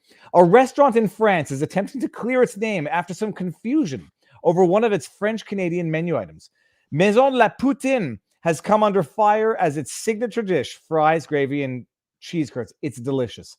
Shares the name as a Russian President Vladimir Putin. So there was let's see here. Our dish was born in Quebec, yada yada yada. There were people taking flack for this. The House of Poutine has worked since its first day to perpetuate these values, and today brings its most sincere support to the. We're living through idiocracy, people, where restaurants are having to defend their menu items. Well, there were restaurants and places in both Canada and in DC that were vandalized this past week. Yep. I mean, it's amazing how, Hollywood was given a cue to this. It gives you an idea for the broadness and depth of this agenda. Hollywood has made Russians their primary, the bad guy in almost every film. Even Equalizer. I love Equalizer. Love the show even more. It's Ruskies are the bad guys, right? They were the permissible bad guy. After 9/11, you could have shows like 24, terrorists were the bad guy, but then that became politically incorrect, and it shifted to almost all of them. The default bad guys are Russian. So Americans have been inundated slowly and steadily. It isn't just wokeism they've been trying to shove down your throat. It's certain prejudices against certain people based on national origin, which does violate at least U.S. law. You can't discriminate against someone, but it appears like that's what appears they've done to Abramovich in the UK, that there was no factual finding. Where's the jury trial? Where's this that they were talking about in whacking Hungary and Poland, going on and on and on, this EU court about the importance of due process, the importance of trials, the importance of protecting freedoms, freedom of movement, freedom of travel, freedom of property, due process before your property can be taken, a jury trial, so on. Where has that happened anywhere in the world? But you see all these people gleeful at their property being seized. And it's not just oligarchs that are having this happen to them. It's a range of people. But be careful. They start out with the oligarchs, just like the commies did in Russia. But sooner or later, they come for you like they did the peasants who ended up suffering the victims of that famine, not only in eastern Ukraine, but across the Caucasus and Kazakhstan. You need to explain that right after you explain the actual definition of oligarch. I know what oligarch means, but when they go into they're seizing oligarchs. What is the role? What connection and practical role does Abramovich play in the Russian government? Other than being a billionaire, and that's about all I know. He's an oligarch. What role does he have in Russian policy, Russian government, and then get to exactly seizing the assets of the peasants for redistribution? Many of these people don't really fit the definition of oligarch because that suggests governmental power. Monarch, oligarch, just multiple people. But the label's been used to apply to any rich person that comes from certain parts of the world, conveniently. Like American oligarchs, George Soros, Bill Gates. These oligarchs have a lot more power in the world than Abramovich did, whose main obsession between his latest girlfriend was the Chelsea club more than almost anything, and getting a bigger yacht. Now how he earned his wealth, he did it mostly with the help of the West. He was an ally of the West in the 90s. In my view, he stole a lot of his wealth. But he would put it otherwise. But he's managed the deal Putin cut with all of them was keep your head low, stay out of politics, pay some tax, quit stealing, and we won't claw back what you've already stolen. And Abramovich was one of those who played ball with that. But he's not been very active in Russian politics at all. And so for him to be targeted is really striking. But they start there because, like the Soviets, they're not going to start with Joe Schmo down the street. They're not going to start with the Cossacks. They're not going to start with the peasant farmers. They're going to start with the people with the big, fancy, beautiful homes, and they're going to go in and break those homes up and give it to the people. But sooner or later, they come for you because it's the bureaucratic clerical class that wants all the power. And that's why we should not celebrate any deprivation of due process, any violation of property rights, any violation of liberty rights, just because they happen to be they start with politically disliked individuals. That's who I represent probably more than anyone, are people that for whatever reason are politically disliked by the power brokers in the world at the time or in the environment I'm in. But they start with them and then they go to you. Just like when they went after Alex Jones, there was a lot of people that said very little about it, including people on the right, including people on the left. And now of course, what they did is they use it as a template to come after everyone else next. They're starting with Russian oligarchs today. It's going to be ordinary people tomorrow, as Trudeau showed in the Canadian trucker convoy. Or ordinary people with enough money to make it worthwhile, or enough wheat, or enough natural resources that the state requires, and they just say, well, it's ours now, and too bad, so sad. Yep. All right. First of all, Robert, I brought up a lot of chats of people who just, you're fire. It's magnificent, and it's a dose of reality, and it's a dose of truth, whether or not you like hearing it. But we should all like hearing the truth in as much as it's useful. Speaking of truth and trials, the Whitmer trial has started going. Yeah. And there was a January 6th trial, which proved a point that I'd been making for quite some time. And Julie Kelly reported the same, that you cannot get an impartial jury in the District of Columbia for any January 6th defendant. He was quickly convicted even of complex charges that another federal judge in the District of Columbia has said cannot even be charged and doesn't fit these crimes legally as a matter of law. And yet this jury within a few hours convicted him. They forced his own kids to testify against him. That's the ruthlessness that they're willing to employ. It's their ultimate goal to try to keep Trump off the ballot. It's not going to work, but is to hang January 6th, and they need as many convictions as possible to do that. But that was a not promising sign for impartial juries in the District of Columbia for those defendants. And in the Whitmer trial got going, and the judges limited certain defenses but allowed other ones. And they had a lot of interesting independent evidence has been developed so far. Well, so two things. In the January 6th, oh, cripe, I forgot the question. I'll get back to it when I remember. In the Whitmer, there has been no, they've raised the argument. They are debating the entrapment argument. There has been no finding of anything. And bottom line, by all accounts, what's on trial right now with Whitmer is the FBI itself, not so much these unsavory defendants. But unsavory doesn't make you morally culpable of what they're accused of. How's it going to work? Like the defense of entrapment, is that something the judge adjudicates on before it goes to trial, or is that something? Before it goes to jury, or is that something that the jury adjudicates on? I mean, it should be, given that he's allowing this evidence in, he's allowing some entrapment defense to be presented to the jury. Presumably he will continue that through the rest of jury instructions and deliberations. And what they're detailing is it's as egregious and maybe even worse than what we said out of the gate. I remember at the time got a lot of blowback. Oh no, they wouldn't do that. That's the FBI. Like it's still the Dragnet era of the FBI. And even then they weren't quite Dragnet. That was FBI propaganda, folks. In fact, they were involved in the promotion and screenwriting of the play. They had FBI people on set to help make sure the script stayed on the right way of some of those FBI shows that took place. The same with the LA police shows. And that's popularly portrayed, of course, in James Ellroy's excellent book, LA Confidential, which was converted into the excellent film of the same name. What they were detailing, I mean, first of all, it turns out a bunch of these big militia leaders in multiple states, all FBI rats, number one. Number two, that basically these guys were a bunch of potheads sitting around their basement just talking about hallucinatory ideas, and the informants were often the ones planting the ideas, and the informants were the ones urging them to do it, and there's no evidence they had any meaningful plan to do anything illicit beyond just big talk while smoking weed. So it's an embarrassment that this case has even got this far. It's sad that the judiciary has not stepped in and more aggressively and dismissed it.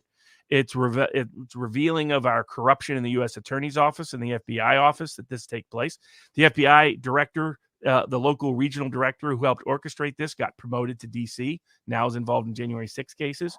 But anybody can follow Julie Kelly, who's detailing everything that's happening in the Whitmer trial, can see each day it gets more embarrassing for what the government did. This is a classic case of entrapment. The only question is whether our legal system is capable of promoting and protecting the entrapment defense, because the courts have been trying to gut it for about 30 years. And people should appreciate, like, there's an argument. Okay, like let's steel man the argument against entrapment.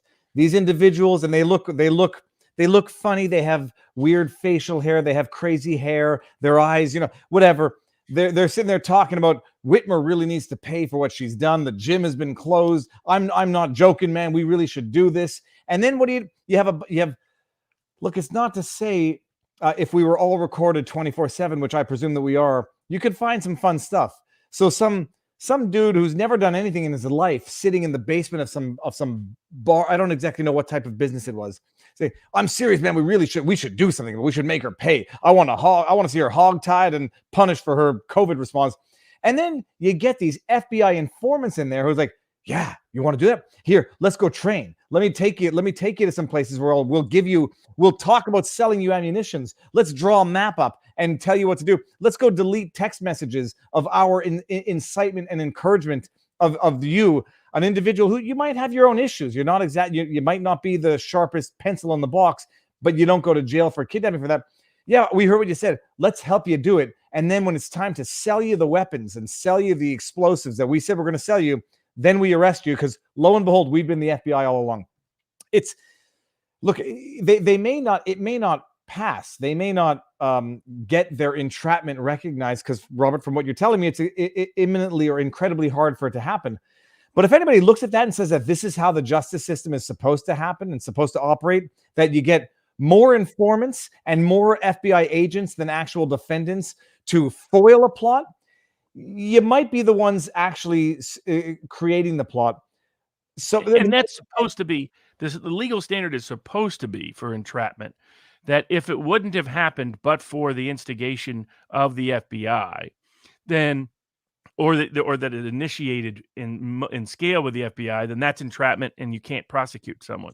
The courts have tried to water that down to make it be like you actually have to prove that you never would have even possibly have done this but for FBI involvement. And that's not what the standard's supposed to be. But, in the 70s, lefty lawyers had a lot of success with a range of these defenses, duress, other things like this. And because of it, the courts retaliated by gutting a lot of these legal defenses inappropriately, in my view. But the facts of this case is almost as clear an entrapment as the Marion Barry case, where everybody remembers him smoking crack. They forget that it was his mistress set this up, and she basically said, no fun until you smoke. He said no like 8 times before he finally said, okay, went in on smoking it. Robert, you know what? Not in fairness to Marion Barry, in fairness to the argument against entrapment, there is nothing on God's green earth anyone could promise me to get me to smoke crack. Period. Full stop. You might be able to threaten me into it, and that might be entrapment. You might be able to say like, do it or we'll kill your dog. But there's no incentivizing me to smoke this. So if you're gonna smoke crack, you might have smoked crack already at least once in your life. I'm sure that I think that was known about Marion, but it's a classic. It's weird. FBI is supposed to be investigating crimes, not instigating crimes. And the Whitmer case is a clear case. They instigated the crime.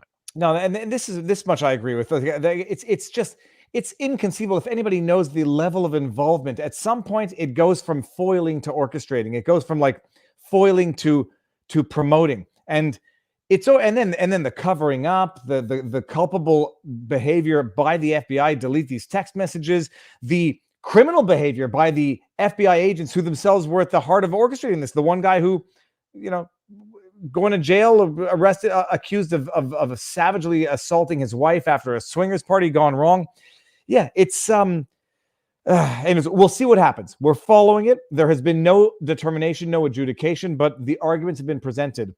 And speaking of political targeting, it was announced, of course, that there's a whole group of people led by David Brock and others going after any lawyer that was connected to the Trump election challenge. Over 100 lawyers they said they're going to target. They're going to use the bar associations to do so. The bar associations, in my view, have been compromised for a long time. As Jerry Spence used to say, the gentlemen of the bar are governed by the gentlemen of the bar. And he meant that contemptuously in reference to the old British, and so the first example of that is the Texas bar is going after Sidney Powell and has filed a complaint in court for that process to be prosecuted. Now, I have I warned publicly every one of these people to stay away from the statements they were making. And I said that the outcome was going to be diversion from the real issues. Just the News had a report this week that showed that had signature match checks been employed, that the election would have been legitimately put to the Congress because it would have been in dispute in enough states governing the Electoral College. They detailed all the evidence that also had already been found by the Wisconsin former Supreme Court Justice's special counsel. But all that, of course, got buried because of the Dominion and Smartmatic stories, that, especially the Smartmatic ones, but Dominion as well, which were just, some of them were just obviously false, provably false from the get-go. And it was a trap, and it was an obvious trap. And people like Sidney Powell wouldn't listen and kept marching on. And they're using all of those statements against her. And the ethical provisions are those provisions. Well, so I'm not sure that I read. So I read what you sent me. Let me just make sure that I can explain what it was. It was the it's the disciplinary petition. Yes, the one in Texas they file in court. A lot of places, all this is kept private. Yep. Until it gets into court. We can talk about Alec Baldwin publishing his arbitration petition under JAM's rules, when JAM's rules usually prohibit that because it's supposed to be confidential. But we'll get to that later. We're going to get there next. That'll be in Texas. They file it in court. And so once they made a factual finding, they detail why they don't say what sanction they're seeking. But I think it was filed in Dallas County, because I think they file in the county, I guess, where your license is or where your domicile, which is interesting. That's different than a lot of other Dallas states. County.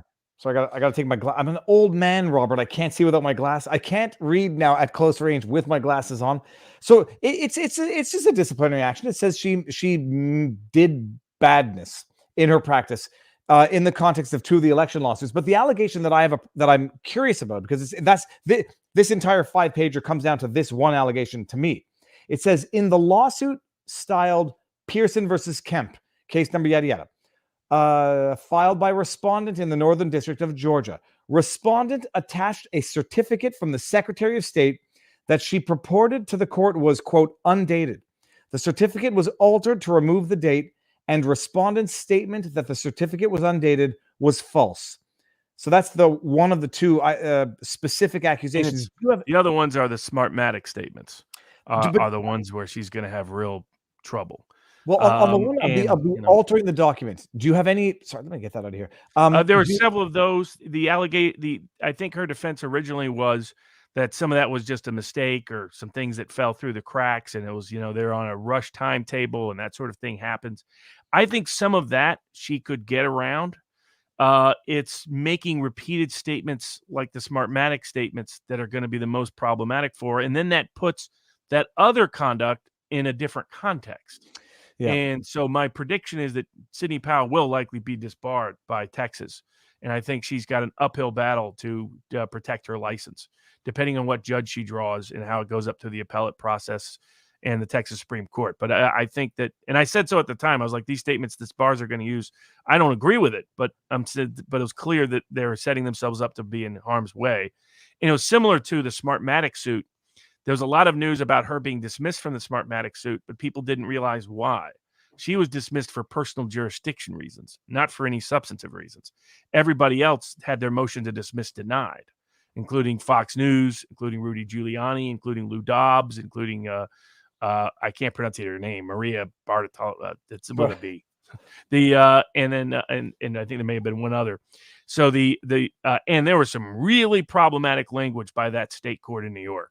It basically implied that if you make a statement that the institutional experts disagree with, then you can be sued for libel.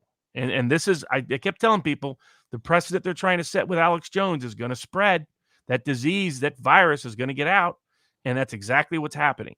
Because the only factual grounds to say that Fox and these other people made materially false statements that they knew to be false or in a reckless disregard for the truth, in other words, actual malice, one of the primary grounds for that was, election officials disagreed with you.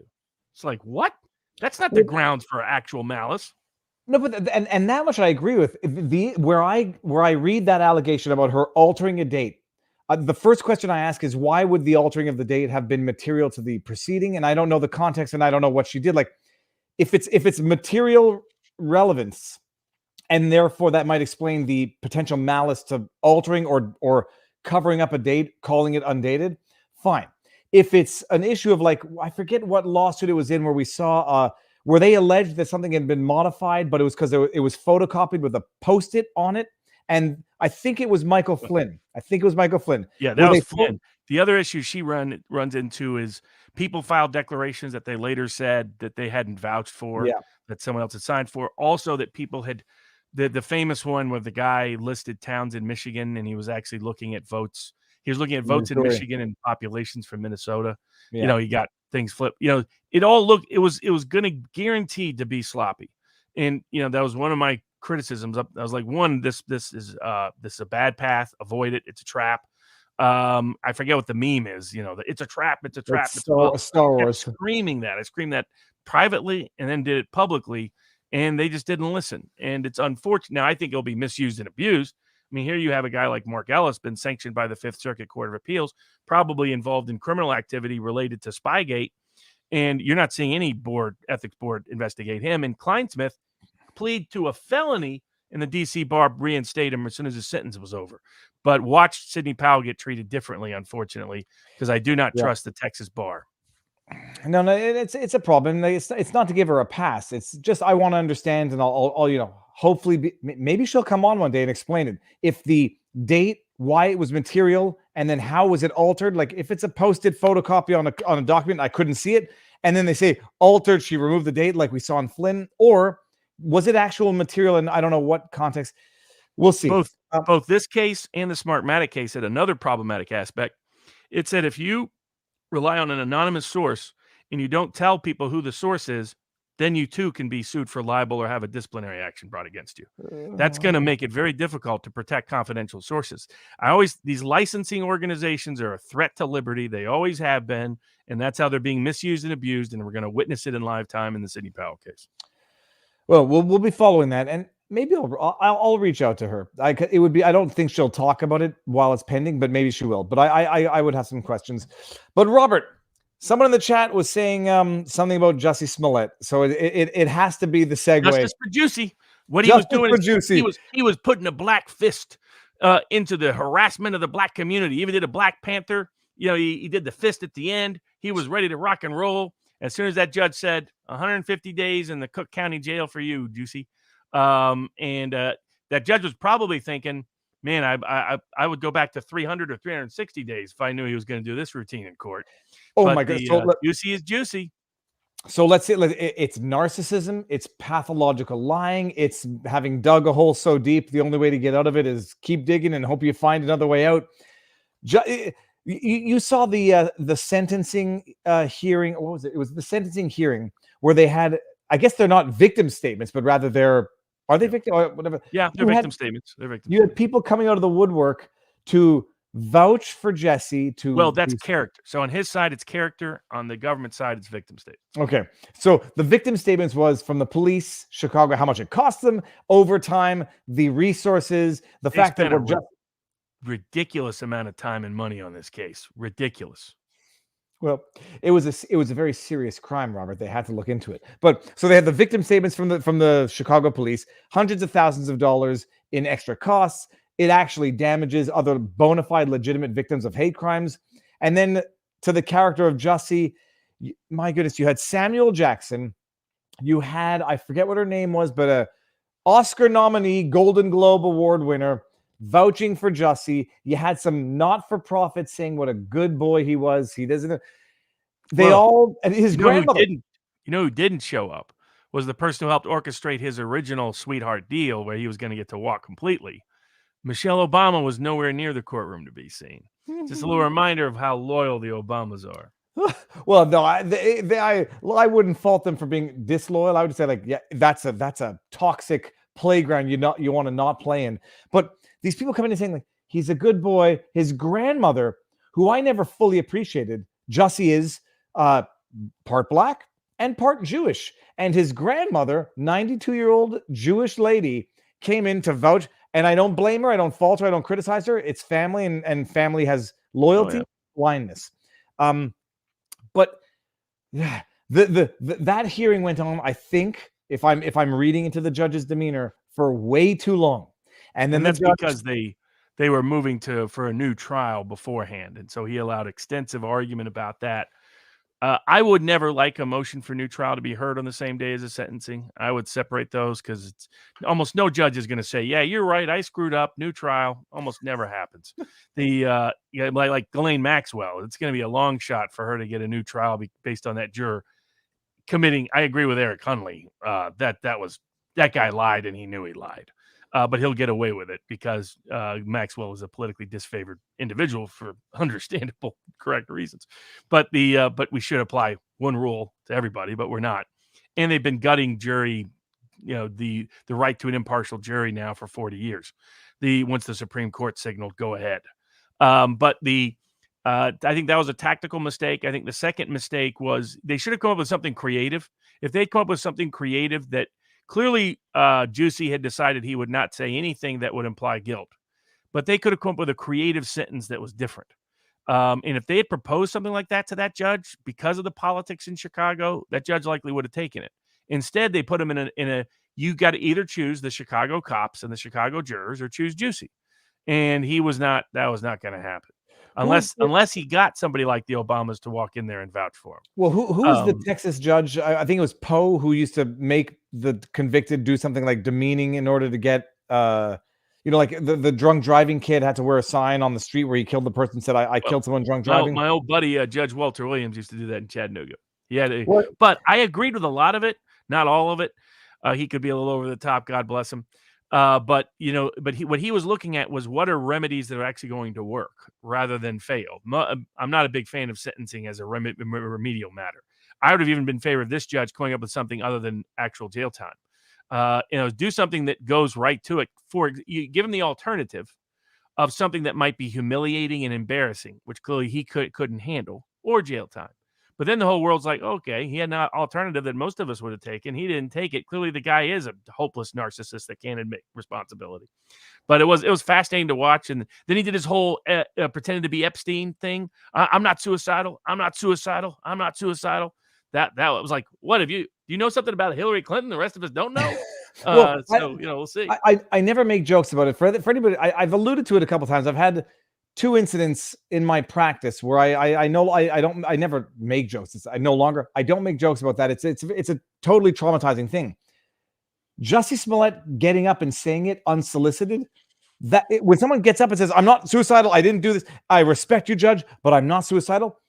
That to me is someone saying, "I'm suicidal. I've been convicted. I've lost everything. No one believes me. And now I'm a pure narcissist and have to maintain the lie. And there's only one other way out for this. If something happens to me, I didn't do it," says the guy who pretended something happened to him and did it and said he didn't do it. That was one of the harshest things about the punishment. They imprisoned him with the people who attacked him. You have to think about that for a second, but then the joke hits. I get it, Robert. And I was like, the Osundar brothers? Like, no, wait a minute. Himself. Well played. That's very subtle, Robert. The 150 days, though. So I didn't realize that it carried. Oh, and that's Cook County Jail. I guarantee you would rather serve anywhere in a minimum security Illinois penitentiary than serve 150 days. It'll probably end up being 75. They always do like halftime the way that works. But than the jail. Apparently, they already put him in the shrink ward. They already put him in the nut house. Explain what you just said about Cook County Jail. Is it would I rather be in Rikers Island? Well, not Rikers. Rikers is unique. And you wouldn't want to be at Supermax in Florence. But big urban jails are the worst. They're generally worse than most penitentiaries. Generally worse. Because they have overcrowding problems, security issues. You're in with everybody. Think about the kind of people that are sitting there in the jail, right? Like you go to a minimum security work camp kind of facility, either on the state or federal side. You got some people like Juicy. You got some white collar people. You have very low risk of violence. I mean, so most people minimum that's not a big deal. You can often walk away from those places. And if you're in a small county jail, probably not a problem. Big urban jails are some of the most horrific places you can serve anytime. That was a deliberate whack by the judge to make him go to Cook County Jail for 550. That was more ruthless than giving him a whole year in an Illinois low security facility. So that's something I never even would have thought of until you mentioned it, and even now that's okay. Interesting. So the 150 days would have been on the low end of the potential max. Yeah, I was close. I think somebody predicted on Nate, the lawyer, did a whole live stream on it. Somebody predicted 6 months. I predicted a year. But I was predicting real jail time all the way back, and the reason was too much embarrassment to the city of Chicago police. You couldn't embarrass them like that and him not sentence him. And that was always going to I thought, very high chance, and that's why he got real time. I said 3 months the day of, but by that point I was just throwing darts anyhow. But no, when he after his convicted, I'm not suicidal. I did this for 400 years of black oppression. After his testimonials of invoking Ukraine crisis, invoking the Holocaust, invoking racism, invoking homophobia, and everybody on earth, with the exception perhaps of his 92-year-old grandmother, knows he did it, and he's still sitting there reaffirming the lie. I still have pity, but he's going to jail, and I don't think he's going to learn a damn thing in jail. If he's smart, he'll try to recreate his image as a tough gangbanger. So he's now Juicy Smollett meets 50 Cent. It's clearly he's intending that kind of marketing, that he's trying to convert himself into a civil rights symbol. And remember, it worked for some of the gangs in LA. The Crips were a different name, and I think they're Committee for Revolution or whatever. They looked at the Black Panthers like, we just got to rebrand, man. And it kind of worked for a little while with some lefties. There's several people that got celebrated that way. So to the super chat question about a good whiskey to buy for your birthday, Chattanooga whiskey is very good. I think that's right behind me to the back there. Japanese whiskey is surprisingly good. It's been for affordable whiskeys. And then for affordable whiskeys, Gentleman Jack is always pretty good. Near my hometown of Chattanooga, made there in Lynchburg, which is, by the way, I don't know if it's still a dry county. It used to be where they made Jack Daniels, a dry county for forever. The Jack Daniels famously, the way he died is he got too drunk and kicked his safe too hard and ended up developing a disease and died. And I was like, that's an appropriate way for someone like Jack Daniels to go. I will say, if you have $200, the best bottle that I ever tasted that actually blew my mind at a wedding where I said, what is this? Aachen Toshan, 21 years. But it sounds like some combination of Afghani and German. It's Gaelic. I mean, it's not Gaelic. It's Scottish. Is Cook County worse than San Quentin? San Quentin. San Quentin. Why am I blank? I thought San Quentin. It wasn't the. That's where Johnny. Does San Quentin still exist? Or am I confusing the island with it? The maximum security prisons can be worse, but they also have tighter security. The state prisons that are overcrowded are some of your worst ones, but those are. But it's going to be your high security ones, or at least medium security. Usually high security. That's where you're worried. Most low security facilities, they put people in there that have no history of gang connections or violence, so your risk level is very low. Robert, speaking but not so much. Cook County of Jail has everybody in it. Everybody. Well, let that be that should be a thought that should pop into the heads of any prospective criminals. He better save some money to buy off sub protection. All right, also, though, it might be why he did the whole suicide thing.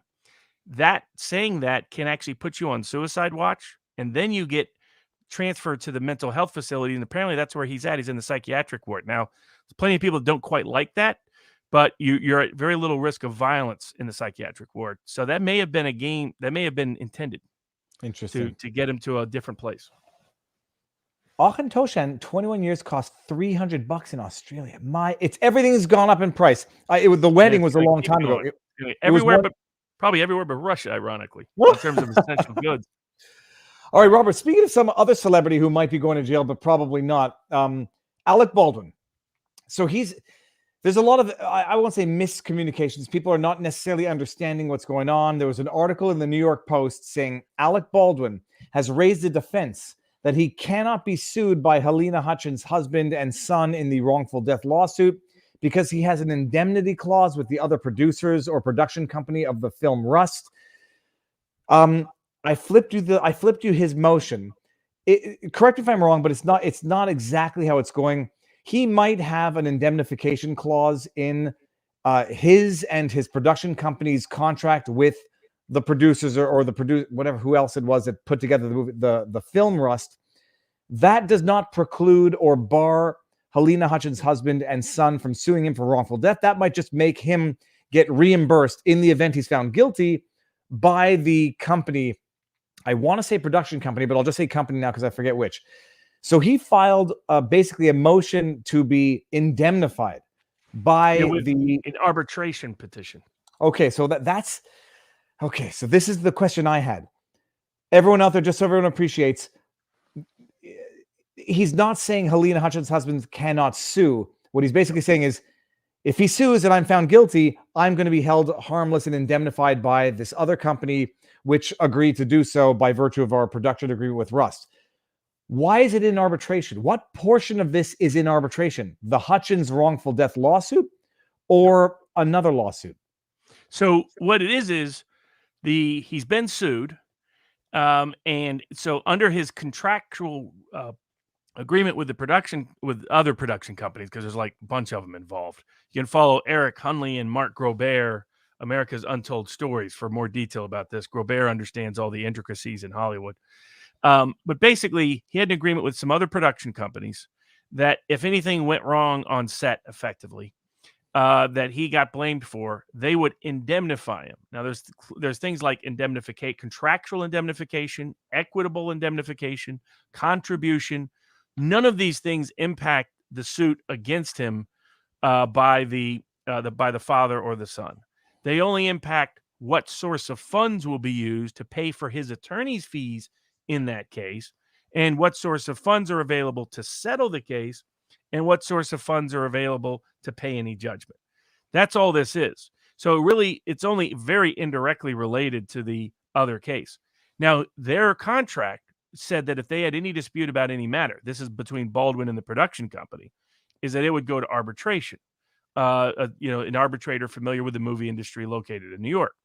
So in a particular arbitration group called JAMS. I'm not a fan of JAMS, but I'm not a fan of any of the arbitration groups, but that's another story. So he files a petition in arbitration to say they're not honoring the indemnification agreement. Please make them honor the indemnification agreement. He had to file that in arbitration because that's what his contract with them required. It has no direct impact on the suit. And now what's unusual is two things. First, in a JAMS arbitration petition, they usually require everything related to it be confidential as part of the agreement to be part of that arbitration process. Clearly, he didn't do that by publicly disclosing it. Probably no major consequence from that, but there's a potential issue there, unless they had a different provision in their particular contract or arbitration clause. And then the other part is all he needed to do to claim indemnification is say, I have a contract with this company. I have been sued related to an incident that arises out of this. Here's an attachment of the suit. End of story. Yeah. Instead, they use it. It's the reason why it was publicly disclosed.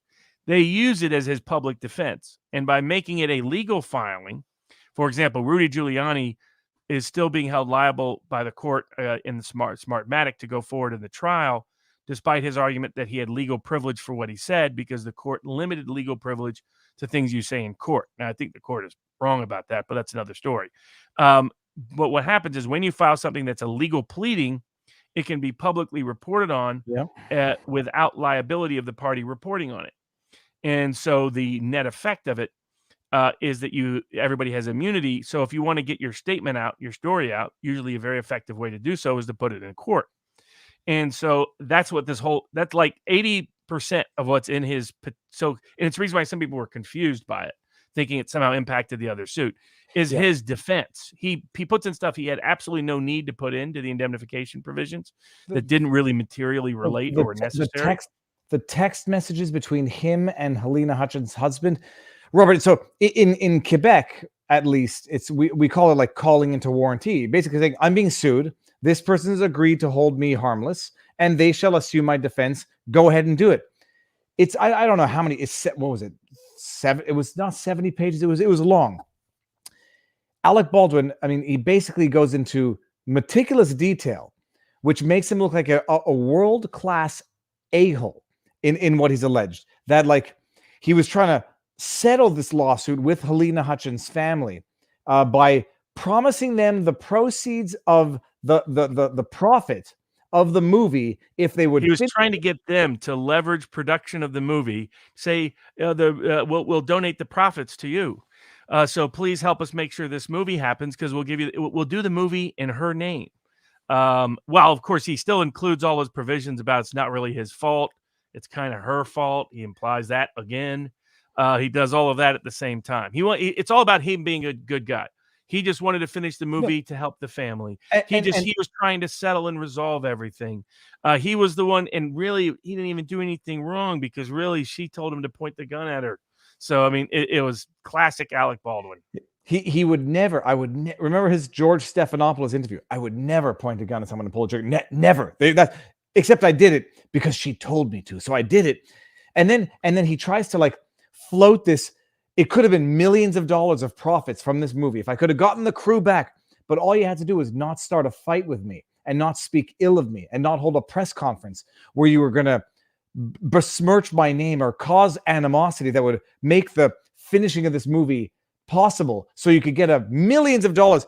I mean, I'm reading this and I'm like, this is narcissism on par with Jussie Smollett narcissism.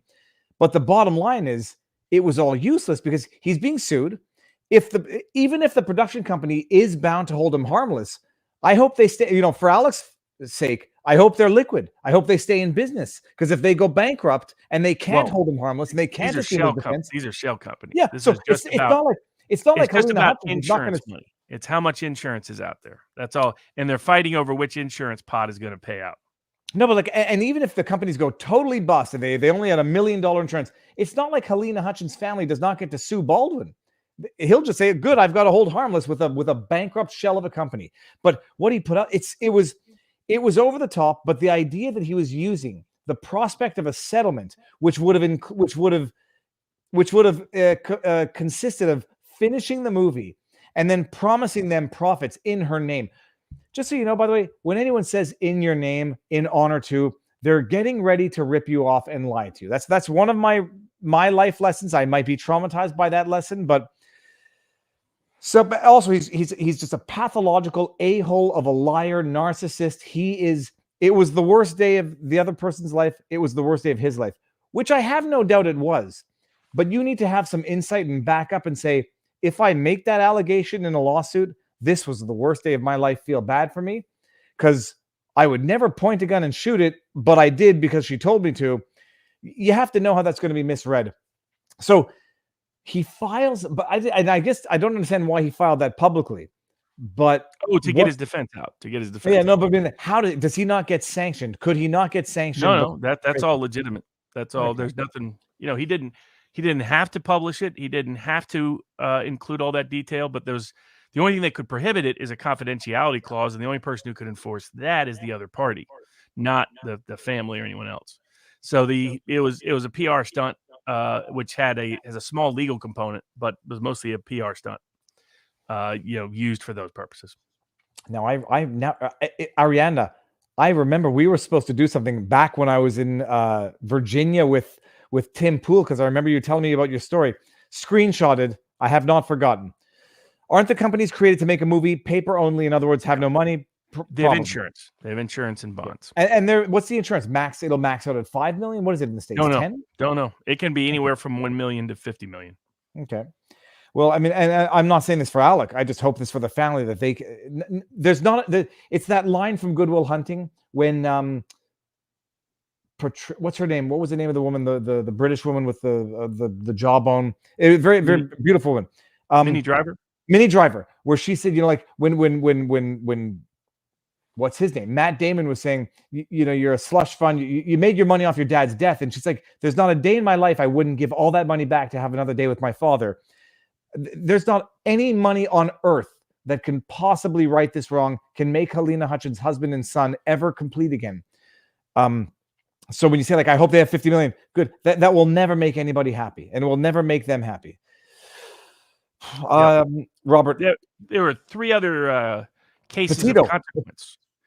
There's McDonald's Falun Gong. I'm not sure I'm pronunciating that correctly. And landlords being able to be sued for not renting to criminals. Well, let's hold on. There was one more there was the Petito lawsuit of Gabriella Petito suing the parents for mental infliction of anguish. Her parents suing their parents. her 'Cause she's her dead. parents.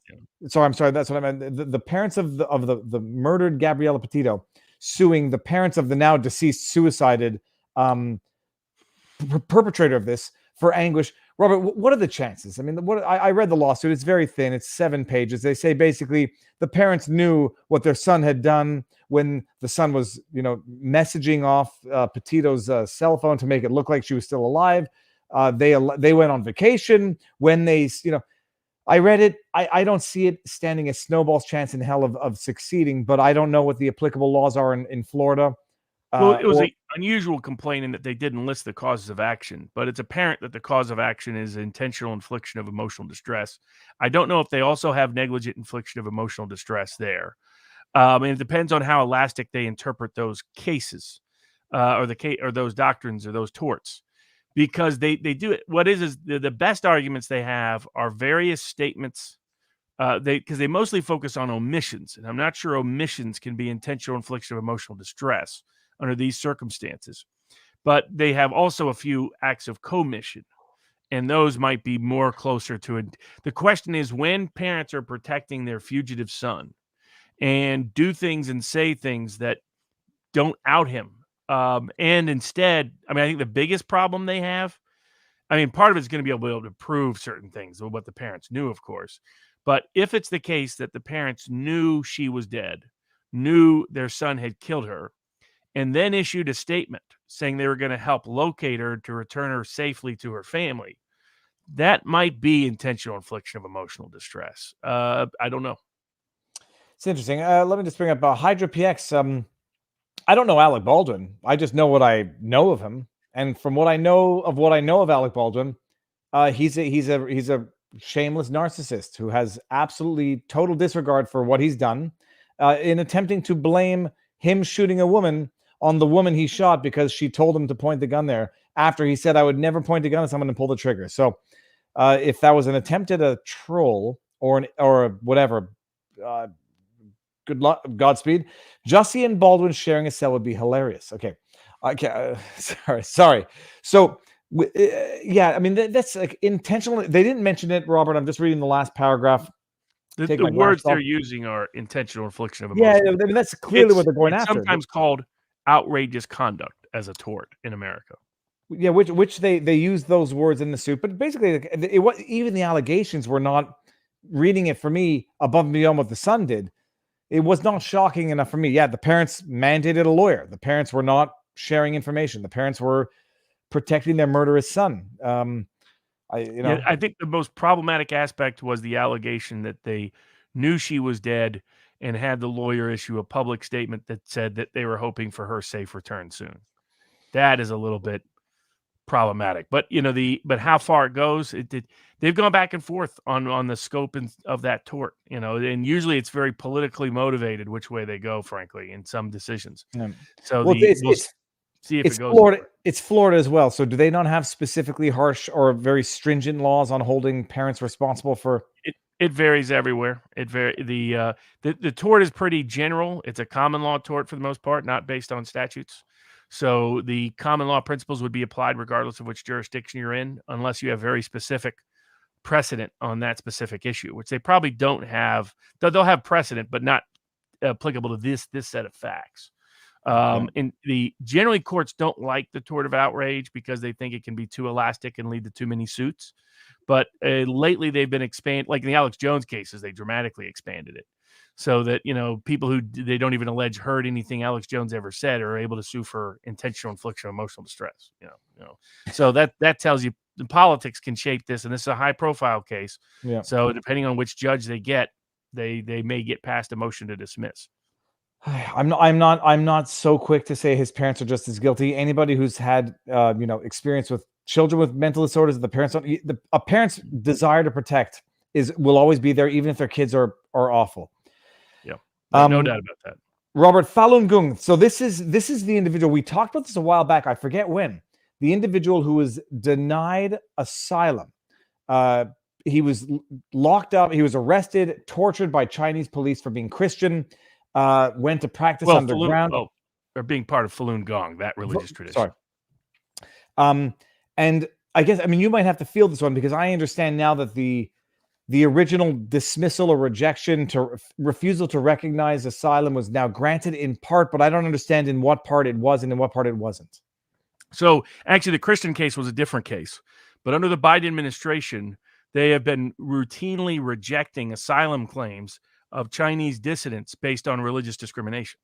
And so this guy's part of the Falun Gong, or Falun Gong. I never can say it right, but that religious group, which has been the most persecuted group in China, for more than the Uyghurs or anyone else, and by a long mile. I mean, to the point of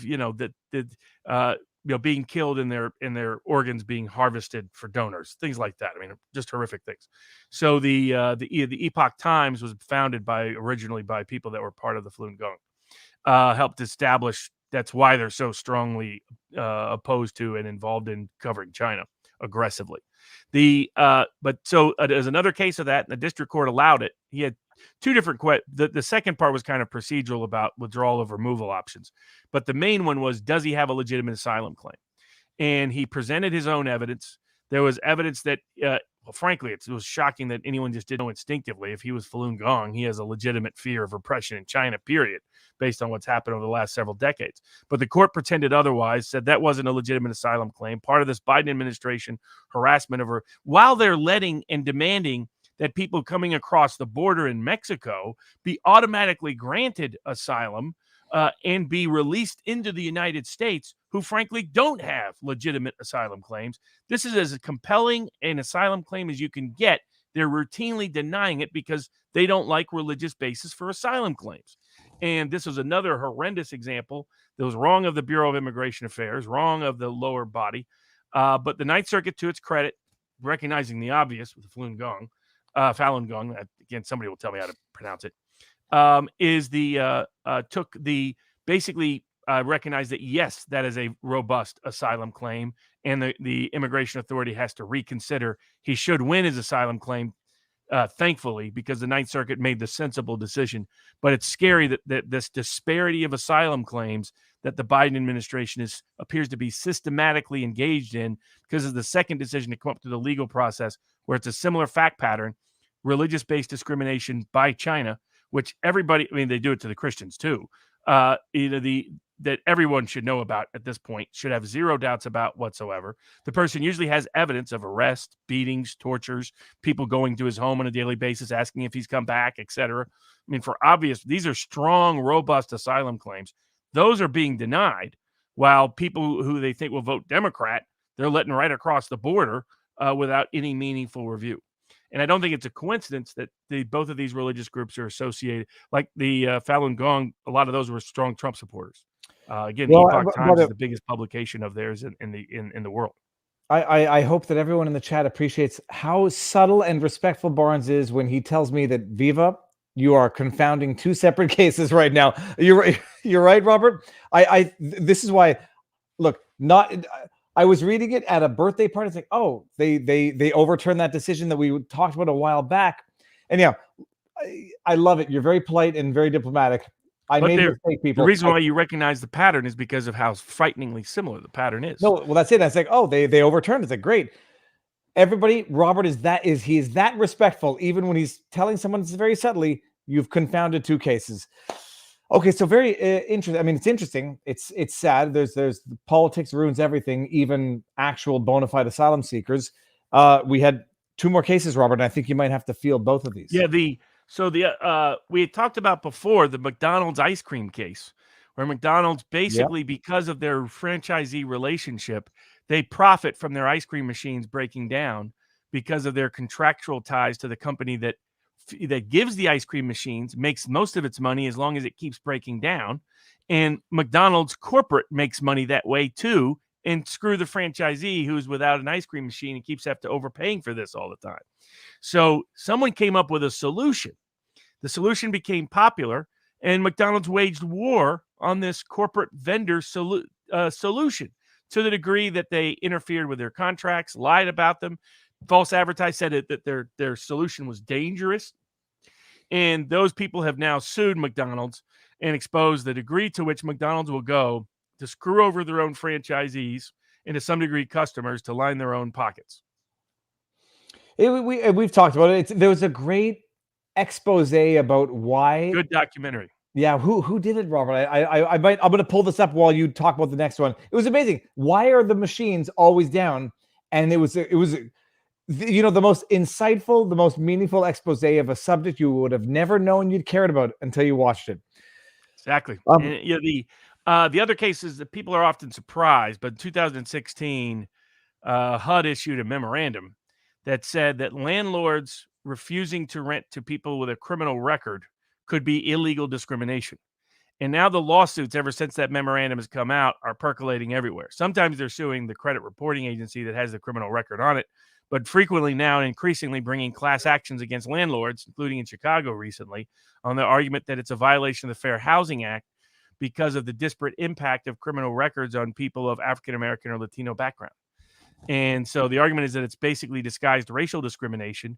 And what the HUD memo basically put out is that if you have a carte blanche policy of denying tenant applications as a landlord based on someone's criminal conviction, you can likely be sued. And the only way you avoid it is you have to do a case-by-case analysis. You have to figure out whether it's an arrest or a conviction. You have to figure out, and you have to have a consistent policy as to which convictions matter and which don't.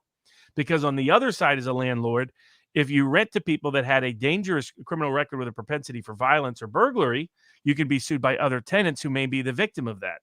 So you're caught. Basically, they're imposing a huge regulatory cost on landlords to go through a rental application in great detail if anything pops up that could be criminally related. But everybody out there should be aware of it. That yes, you could be sued as a landlord if you refuse to rent to criminals.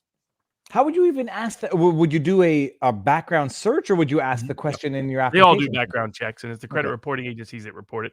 But they're also being sued now on the grounds that they're complicit in conspiring to violate people's rights under the Fair Credit Reporting Act for racial discriminatory and other reasons too. So things that sound like common sense are no longer common sense, it appears.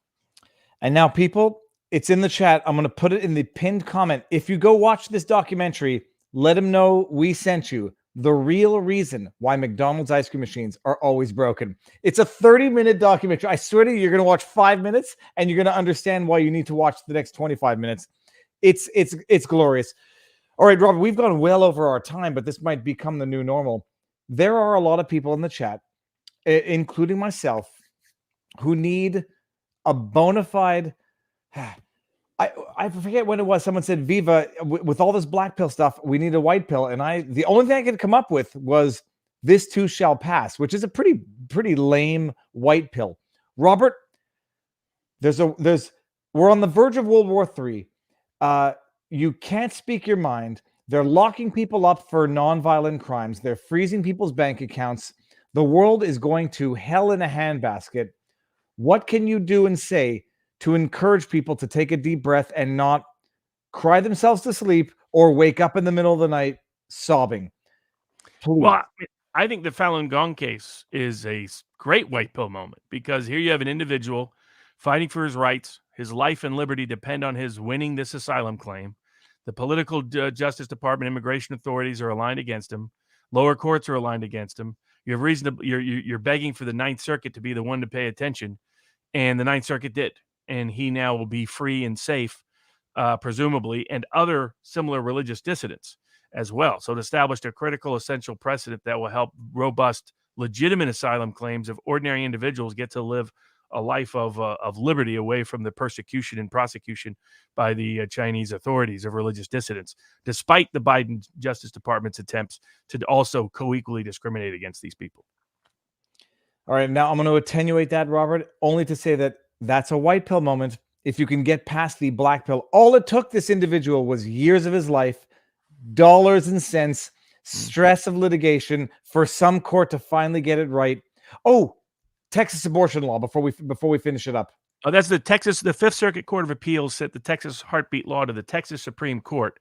The Texas Supreme Court adjudicated that there is no state enforcement option available. That had been a dispute within the U.S. Supreme Court.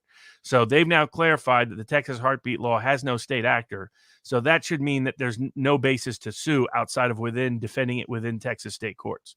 So the unanimous decision by the Texas Supreme Court made a lot of sense, pretty logical, pretty straightforward. some of the liberal justices and some of the compromised, well, however you put it, cooperators or whatever, justice of the Supreme Court got that wrong. The Texas Supreme Court got it right. And hopefully that will now be the governing binding law, given it's the Texas Supreme Court's interpretation of Texas law, unless the U.S. Supreme Court does something else. But the Fifth Circuit designated to it, because you can do that on questions of state law, to the highest court of a state. And it was a pretty sensible decision in terms of there is no state actor in the Texas heartbeat law. There just isn't. And trying to interpret that there was always was kind of made up by the people trying to attack it. And again, they have all their constitutional protections. It's just within the state court process they have those protections. Rather, this is about who decides, not what substance governs the law. And that I think they made the right decision in that regard. And now I'll just pull this one up. Maybe, Robert, I should have not been black pilled too early. I might have something of a white pill. Good news. The TD, I think that's the Toronto District School Board, school in Toronto, no vax is no mess. So my kid now one of my 3 kids goes to a school where the mask mandate is over. And I said, so everyone should be running around free, like licking lampposts. They're not, because they're still wearing them out of habit. And I said, well, who's pulling down their masks? Who's taking them off to start that trend? Without getting into family stuff, I said, it just takes someone with leadership to pull it down, pull it off, so that others feel empowered, comfortable, and released to do the same thing. And I think it's happening. So that might be the white pill also, is that courage is contagious.